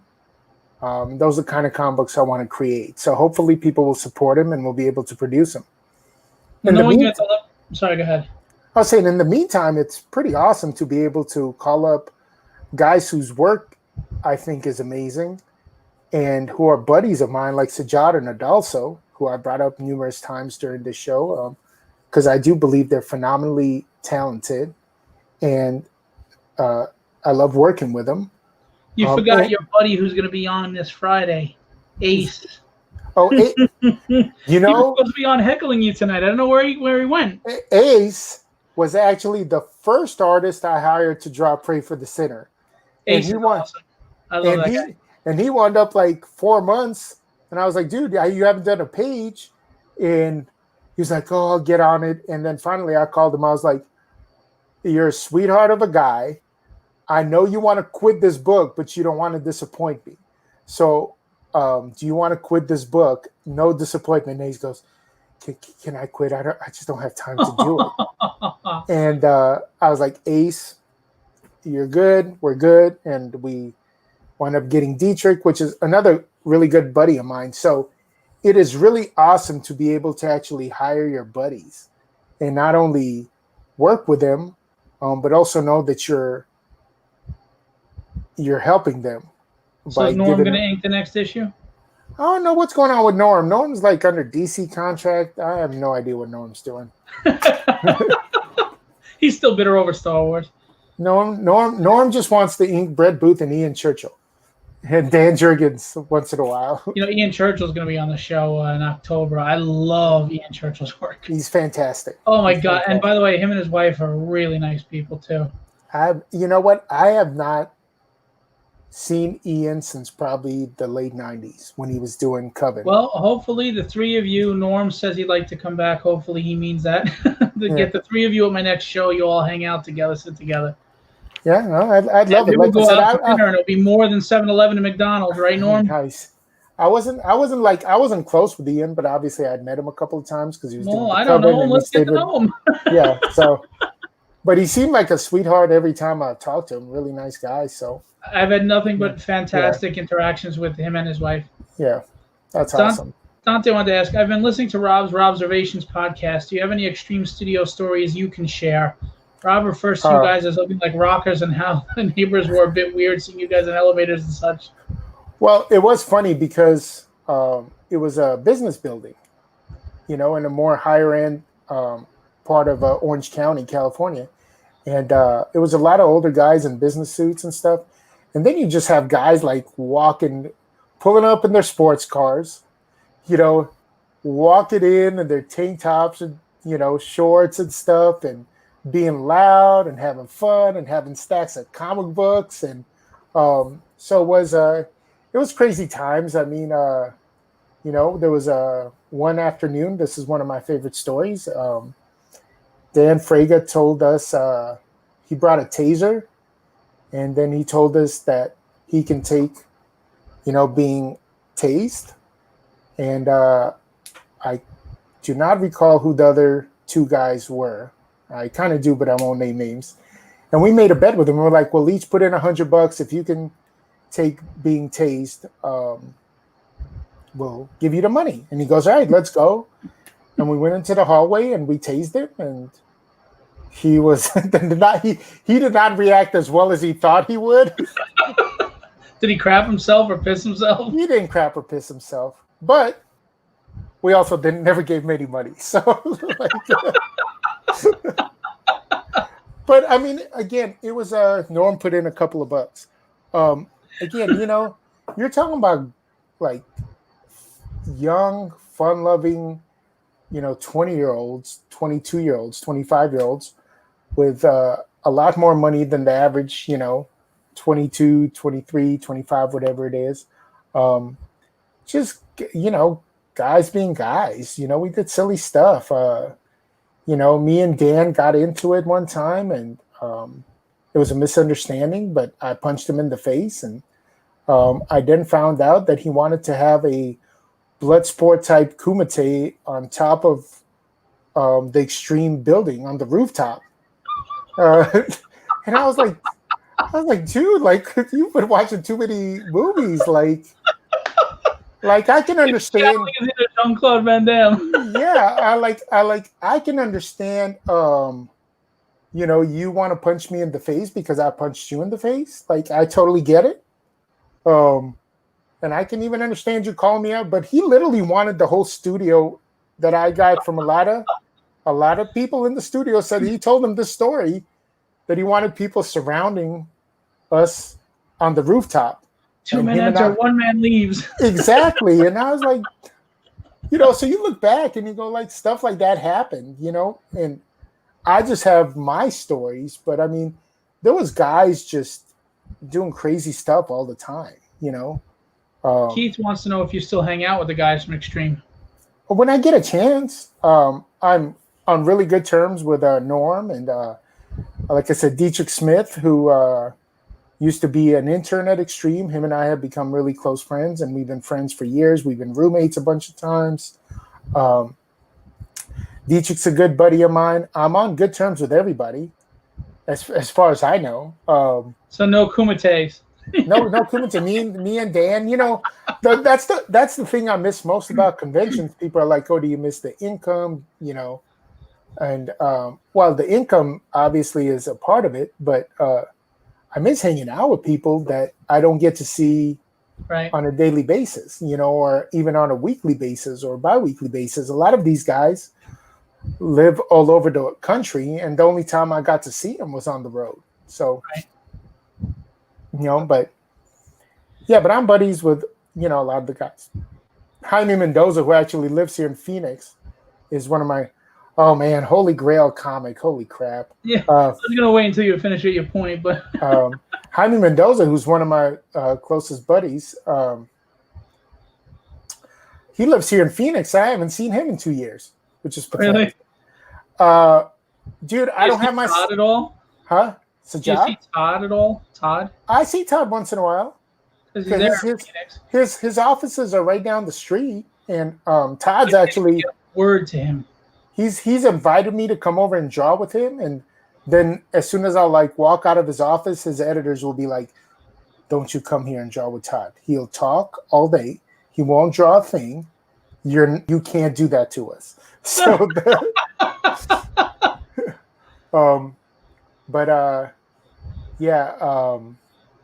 Holy Grail is Amazing Fantasy 15. There you go.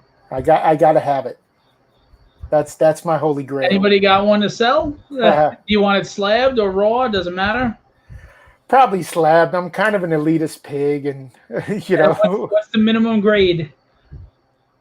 What's the minimum grade I want, or what's the minimum grade I'll wind up paying for? Yeah. Minimum grade I want is like a 5.0, which is like a $50,000 book. Right. Probably wind up getting like a 1.5. Realistically. That's funny. So I would show my sketchbook, but I don't have it. Rob has it. There's one page left, and Liefeld is drawing Cable Deadpool in there for me. By the way, Russ was saying Thunderdome. Yeah. It kind of was. 9.4.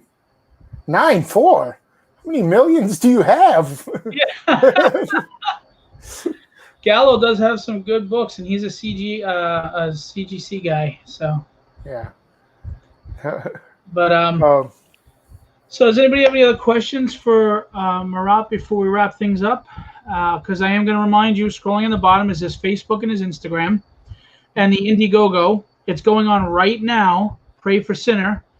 I'm going to have you pitch everything again before you go, of course. But I just want to tell you, you're supporting a great guy. You're going to be getting a book that is reminiscent of when comics were just fun, action, beautiful pages, not too deeply rooted into everything we're trying to get away from. So, I mean, this is a book you'll really enjoy, that you'll really go to. And you saw the pages in the beginning. Beautiful book. And what kind of tiers do you have? What kind of pledging tiers do you have? This one's pretty simple. We just have like 5 variants that we did. And, the first one starts at, the blank sketch cover, where if you don't care about the cover, you can get it for $10 to read the story. But, they're mostly $20 books. And, for those of you guys that do like your girly books, there's a topless, DeBalfo version. He really draws women amazing, though. He does. Is there someone I want to work with? Sorry, I'm looking at the questions. Yeah, no yeah, I mean, there's always somebody you want to work with. I always want to work with like amazing inkers. Since your convention, I've been begging Scott Williams to ink some for me, because I just want to have something that's Scott inked over. He just wants to draw. He doesn't. He just wants to draw. He told me. He says, "Look, I don't really want to ink. I want to get into my." And you know what? He's a phenomenal artist. So good for him. No, he is. He is. There's so many guys. I love that I'm starting to get to the point where the business is funding opportunities to hire some of the artists I absolutely love. So I can start, getting. Chris said you could say him.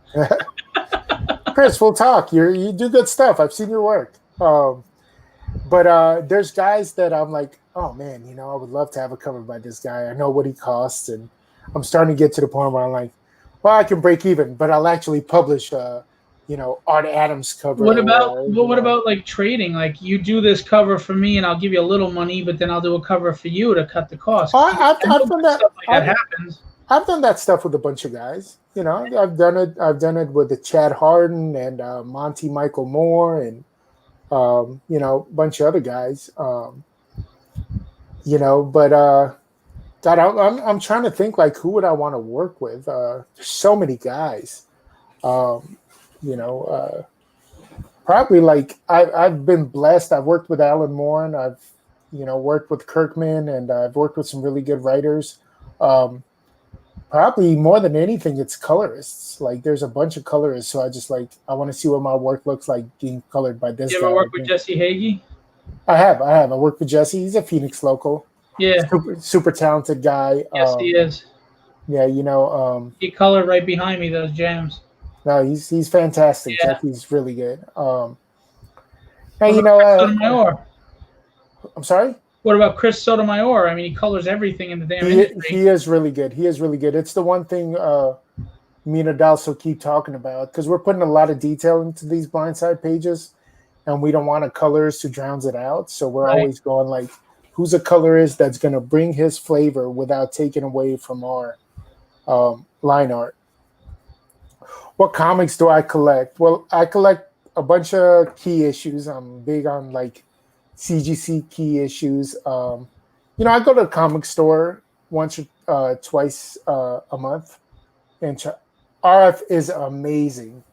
You know, and I pick up stuff. You know, it's more like there's not a book that I go, I have to buy this book every month. But like, if like Jason Fabok. Good night, Steph. Thanks for coming out. You know, Jason Fabok is. I can show my Holy Grail if you'll hold up, and I'll go get it. Somebody just asked. Man, Jason Fabok, I've wanted him on my jams, and he won't draw.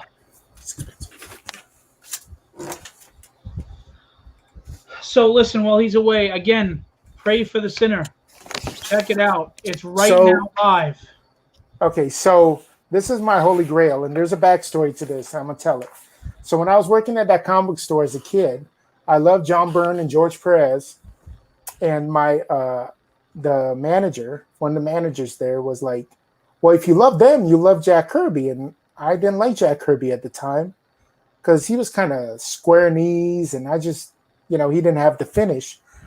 And a guy named Mike Thibodeau, who was friends with Jack Kirby and inked a lot of his independent stuff over at Pacific Comics, used to come into the store, and he was friends with Scott, who was the guy who was trying to teach me all about Jack. Thanks, Dante. And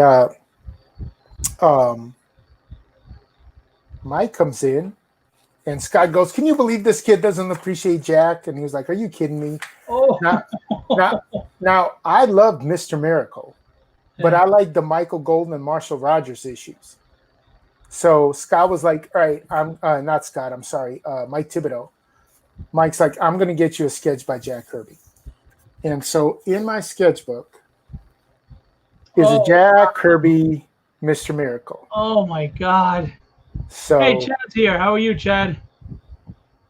Chad's a guy that I did a cover exchange with. Yeah, you were just saying. He's going to be on the show too. He's a fantastic guy, super nice guy. So this is my Holy Grail. Wow. I have a few, but that is my number one. Don't let me know where you live when I come to Phoenix to see Eric, because you know damn well I'll be. You'll be like, where did my book go? You know how I know I'm meant to have this? Back in the early 2000s, or mid 2000s, I had some financial issues. I sold this sketchbook for $200 to a guy, and our agreement with that in it. With that in it. What? And our agreement was, his name was Mike Malvey. He used to run a comic book store, chain of comic book stores out here named Atomic Comics. And our agreement was, when I have the money, I'm going to be able to buy it back from him. Fast forward about 6-7 years, I go, "Mike, it's time for me to have my sketchbook back." He goes, "Okay, a deal's a deal. You just have to buy me lunch." Fair enough, $200, and I buy him lunch. That's a good deal. Calls me a couple of days later, and he's like, "Dude, I can't find it." I was like, "Mike, stop messing with me." He's like, "No, it's in my office, and I cannot find it." I was like, "Well, damn." Like, I sold my Jack Kirby sketch for $200, basically. And it has awesome stuff. It has like sketches by Dave Stevens and, Steve Rude, and has some awesome stuff. But that Jack Kirby sketch, that's the money. Oh, yeah. And so I was like, "Well, I'll buy you lunch anyhow." And he shows up to lunch. He goes, "I combed my office, and I actually found it this morning," and he gave it back to me. So that is meant to be. That book is well, I commend him on giving it back. He's a, he's a good guy. He's a good man. But I don't know how the hell you would even think of losing it. But You know, when you got bills to pay, you're like, what can I sell around here? no, I don't mean you. I mean him losing it in the office. But yeah, I'm glad you got it back, No, because me that too. would eat at me. Yeah, That would no. eat at me to have that and have had to get rid of it. So And it's awesome because in the early 90s, we actually, as Extreme Studios, we got to go to Kirby's house and hang out with Jack and Roz and hear war stories you're from making me Jack. envious here, man. No, Oh, that's why I say I've had a blessed comic book career. There's been ups and downs, but man, I've done stuff that people dream about. I mean, you know, I'm I glad you stay humble through all of it, though. Like I said, every time I see you, every time we talk, you're just one of the guys. You just hang out, and with all the stories you could tell and all the experiences, you could easily let it, you know, have an ego form, but you yeah. don't. But then I'd be like one of the asses that I look at comic convention and go, "You're an ass." Like, I'm not gonna name names, but you and I have had conversations too about something. right? And I'm like, you know, like you. A lot of these guys, it's also funny to me, like the experience we've had, and you'll have Norm on, and he can confirm all this stuff, and um, you know, it's just stuff that it was a product of the time and the situation we were in. But you know, unless you've had 3,000 people in Times Square waiting for you and your studio mates to come in to do a signing, what are you doing that's so exciting?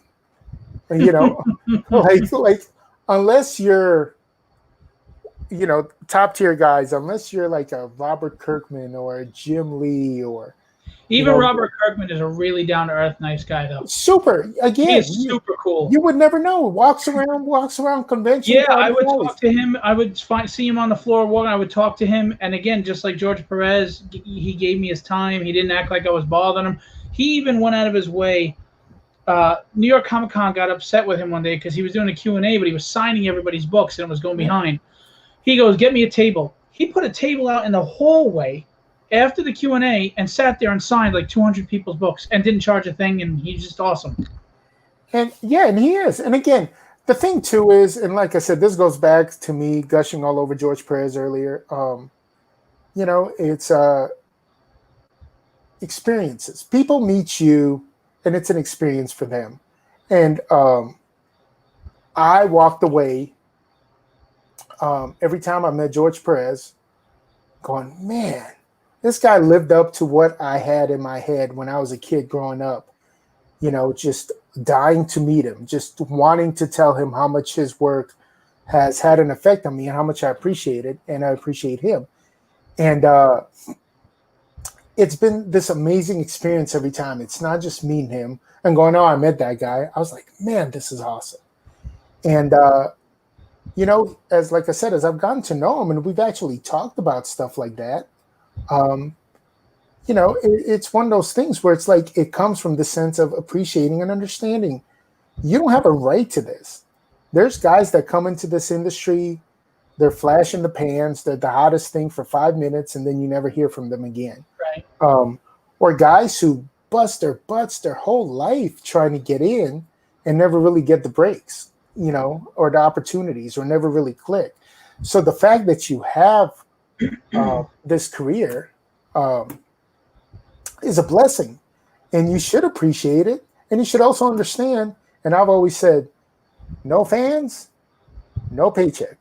You know, at the end of the day, your fans support you because of the work you produce, but also because of who you are and how you interact with them. You have to be someone they want to give their hard-earned money to. And we all do it. There's guys who I think are dicks, but I love their work, and I'll buy it because I love their work. But it's kind of like, do I want to give you my dollar going like this? But that'll also be the first thing you sell if you have to get rid of something too. Right?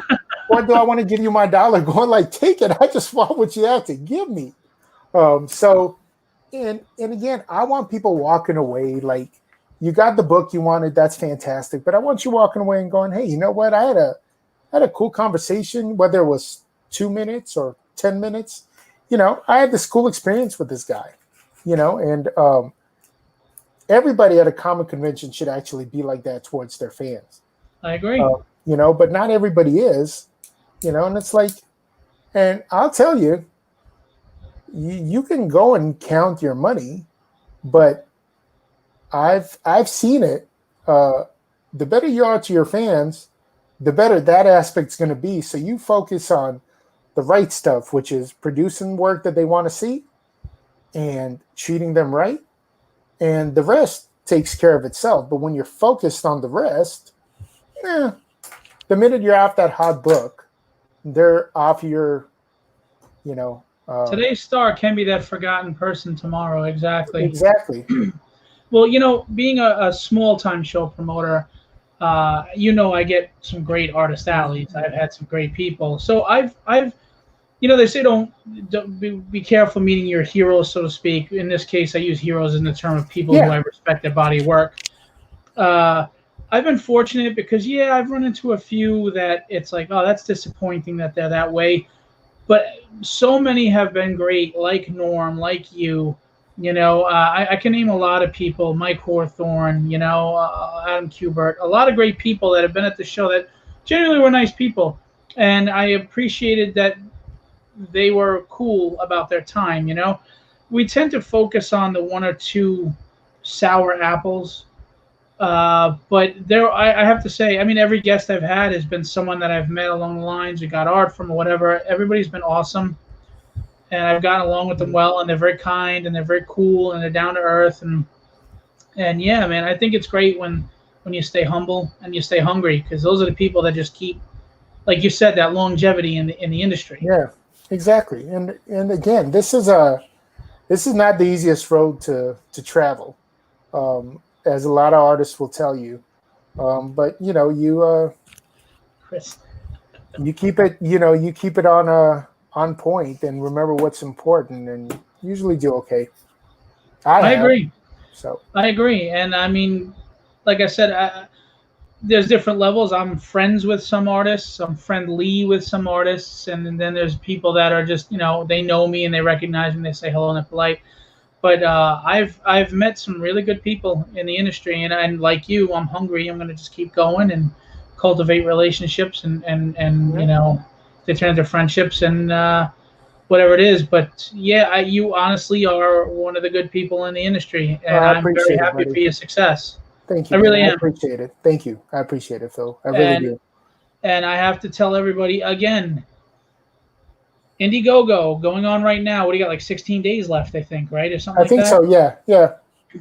I'll keep going. Like I said, listen, we kind of just threw it out there, and we're like, we'll see what happens. 16 days goes quick. They're not expensive books, but you see the quality. If you came in late and you didn't, do you want to show them again real quick? I will. I love. Now Ace shows up. Now you show up. Where have you been, Ace? Some of the. Again, we're talking old school in the sense that comics of action with a good story, beautiful pages, the layouts and the sequential work are top notch. There's a lot of great covers. I'll show some of my stuff, but I'm really a huge fan of Dietrich's work. I think he's kind of never really got the shine he deserves. And then again, there's me doing kind of the big imagey stuff that we love to do, and there's got to be a double page splash in here somewhere, right? Oh, wow. Nice. So who did the colors again? This is a guy named Anthony George. He did a great job. He's fantastic. Anthony, it's a beautiful book. Like, I'm super proud of it. Yeah, you got my pledge. Again, as I told you, a certain guy named Ace was originally supposed to draw it, and he still owes me a cover. But, he never quite did it. So, Marat, just remember, he's my guest on Friday. So if you got nothing going on at 7 p.m. Phoenix time, come on. Come on in. I might go. Rib the hell out of him. I might have to. And then he showed up late. No, I don't know if he's been here the whole time and been quiet, and now he decides to speak because he was afraid that we'd get him. But but now he shows up. Yeah. Better late than never, right, Ace? Exactly. No, Ace is a great guy, and he's a fantastic artist. And Ace is another guy that he's funny, and he's been really nice to me. I got a piece from him that's just gorgeous of Colossus and Nightcrawler, and he is he just did getting, top-notch work on it. yeah, he's getting better all the time too. Except not on your book. Except not on my book. But maybe you know, maybe he'll finally do a cover. Like he's owed it to me for a couple of years now. So Jacob had said and speaking of Jacob Bear, I don't want to forget, Jacob actually is drawing the Naughty and Nice Return of the Zombie King. He mentioned it before, and nice. Yep. So he's going to be drawing it. So he's not only going to be drawing it, he's about 20 pages into it. So we got 4 pages to go, and very nice. We're going to be launching that Kickstarter within the next 30 days. So Jacob is always welcome on the show too. You know what's funny? Just to put this out there, a lot of, and I'm not referring to Jacob by any means, but a lot of artists that want more exposure haven't been asking to come on the show when I asked them why haven't you reached out? Let's get you on the show. They're like, well, what the hell am I going to talk about? You got Scott Hanna and this guy and that guy. I'm like, you have plenty to talk about. Come on the show. So everybody's welcome on the show, and especially Jacob, you're doing published work and stuff. So come on out. Come join the show. He actually has a book called My Venomous Little Nightmarish Ponies, which is kind of a parody book, like My Little Ponies of Venom and stuff. And he does a lot of we always compare. He does a lot of parody homage covers. So he's welcome on. Yeah, so he's kind of got his own fledgling little publishing house going. So nice. By the way, Ace says I'm sexy too. Well, how do you talk? Like you have to tell me. Yeah, we know. And like we talked about earlier, Phil, Ace too made way above his pay grade. Oh well. See, the thing is, for us though, to marry above our pay grade, they had to be high. Ace, it didn't have to be. That's true. It's only about 5 feet off the ground. So. We're in the married up crowd, right? In the married up club. Exactly. So look, anything else you want to say? A pitch about the Indiegogo going on, or? No, like I said, go check it out. If it's something that you guys think you're interested in, by all means, I honestly 100% believe you're getting in on the ground floor of a character that's going to be around and pretty popular, for years to come. And like I said, this book's just going to get better. Issue 2 looks phenomenal. Sajad's turning in pages from issue 3. As Phil's mentioned, Sajad is just unbelievably fantastic as an artist. Sajad is insanely good. Yeah. So we're super excited. So, spend $20 now and, put it in your collection, and, hopefully it's going to be either something where you go, I love this book and I'm so glad I got issue 1, or you go, I love that I bought this book for $20 and now it goes for a couple of $100 on the open market and I'm making a lot of money. So either way, I will appreciate your support no matter what the outcome is. But like I said, I think you guys will enjoy the book. I hope you'll enjoy it. And that's it. And more than anything, just appreciate all you guys. Like I genuinely do. If you're watching live or if you're going to watch it later on YouTube, anybody who has supported me or keep supporting me with $1 or a kind word, I really do appreciate it. So cool. That's about it. So I'm going to say thanks for coming on. And in all seriousness, thanks for the things you have done for me that you didn't have to do. They're recognized, they're appreciated. I know you're like no big deal, but to me they are. I'm a loyal person, and when people stick their neck out, or if they do what they, again, 14-hour flight, and you could have turned around and you didn't, and then you lost your luggage on top of that, didn't you? I mean, it was just such a nightmare for you. It was a freaking nightmare. And you know what? You had nothing bad to say. You weren't even in a bad mood. You were just pleasant, and we were cool. And we hung out with the ride. It was and then it was an hour car ride from the airport to your hotel. You know what? In retrospect, I should have been a dick. Yeah. And then on top of that, yeah, I mean, everything was closed. You're starving. Everything's closed. You're getting beef jerky and turkey sandwiches from 7-Eleven, and you're still pleasant. You're just hanging out. We're just having a good time. I'm like, yeah, nah, man. If I had a bad attitude, everything would have still been the same. It would have still been a long flight. I would have still had a turkey sandwich for dinner. I would have just had it with a bad attitude. It's all the more reason I want to see you succeed. And you've been very successful with Kickstarter. I'm really happy for you and Counterpoint Comics and everything. I'm glad you're living your dream and you're your own boss, and you're doing what you want to do. And I really think Pray for the Sinner is going to be an awesome book, and obviously another success for you, like everything else has been. So. Thank you, brother. Appreciate it. Thanks for coming on, and my pleasure.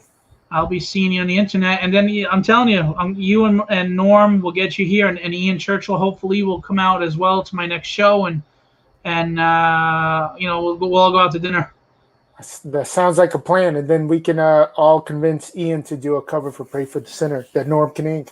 Hey, I'll tell you what, if he's on the edge about coming, but I think I have a good shot. We'll see. But if he's on the edge about coming, help me get him there, and I'll help you pitch to get him to do a cover.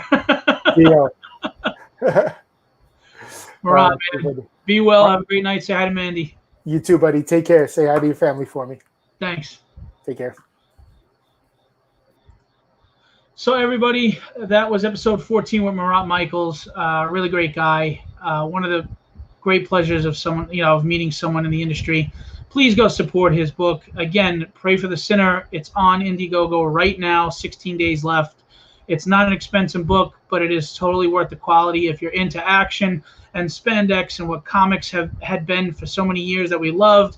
This is going to be a great visual book, and Marat's writing, it's going to be great. So please go pledge and support the book. And again, thank you for Marat for coming out. Thanks to my Rogues Gallery for always coming out, and some new fans, new spectators, I should say, and new people and new faces. And we have Ace Continuado coming on Friday. If you don't know Ace's work, you really should go check him out on Facebook and Instagram. He's a phenomenal artist, another great guy. He has a sketchbook that he's putting out right now, and with the sketchbook, you get an original head sketch that he'll do on the back page of top-notch art. I mean, he says it's a head sketch, but it's more like a bust, in my opinion. So come see Ace Continuado, 10 p.m. this Friday on Creatorcon Q&A. Also, if you look at my page, I posted a bunch of posts from some local artists that donated prints as free giveaways. Please go check out those posts. Look at the pictures. Look at the prints that you can win in upcoming shows. I'll be making announcements about how those giveaways are going to go and how you can win them. Again, top-notch artists that please give them some love. Look at those posts. Follow those artists. Follow Ace if you don't. Follow Marat if you don't. Support the industry. This is what we love. And these are the guys that really need to be supported. Jacob Bear and Russ Cassidy and Marat and all of them. These are the indie guys that are hungry and are humble, and they're putting out quality stuff that they really deserve our support. So please support all these people. And again, thank you for supporting the show as well. I'm going to leave you what I always leave you. Have fun. Stoma de Cast.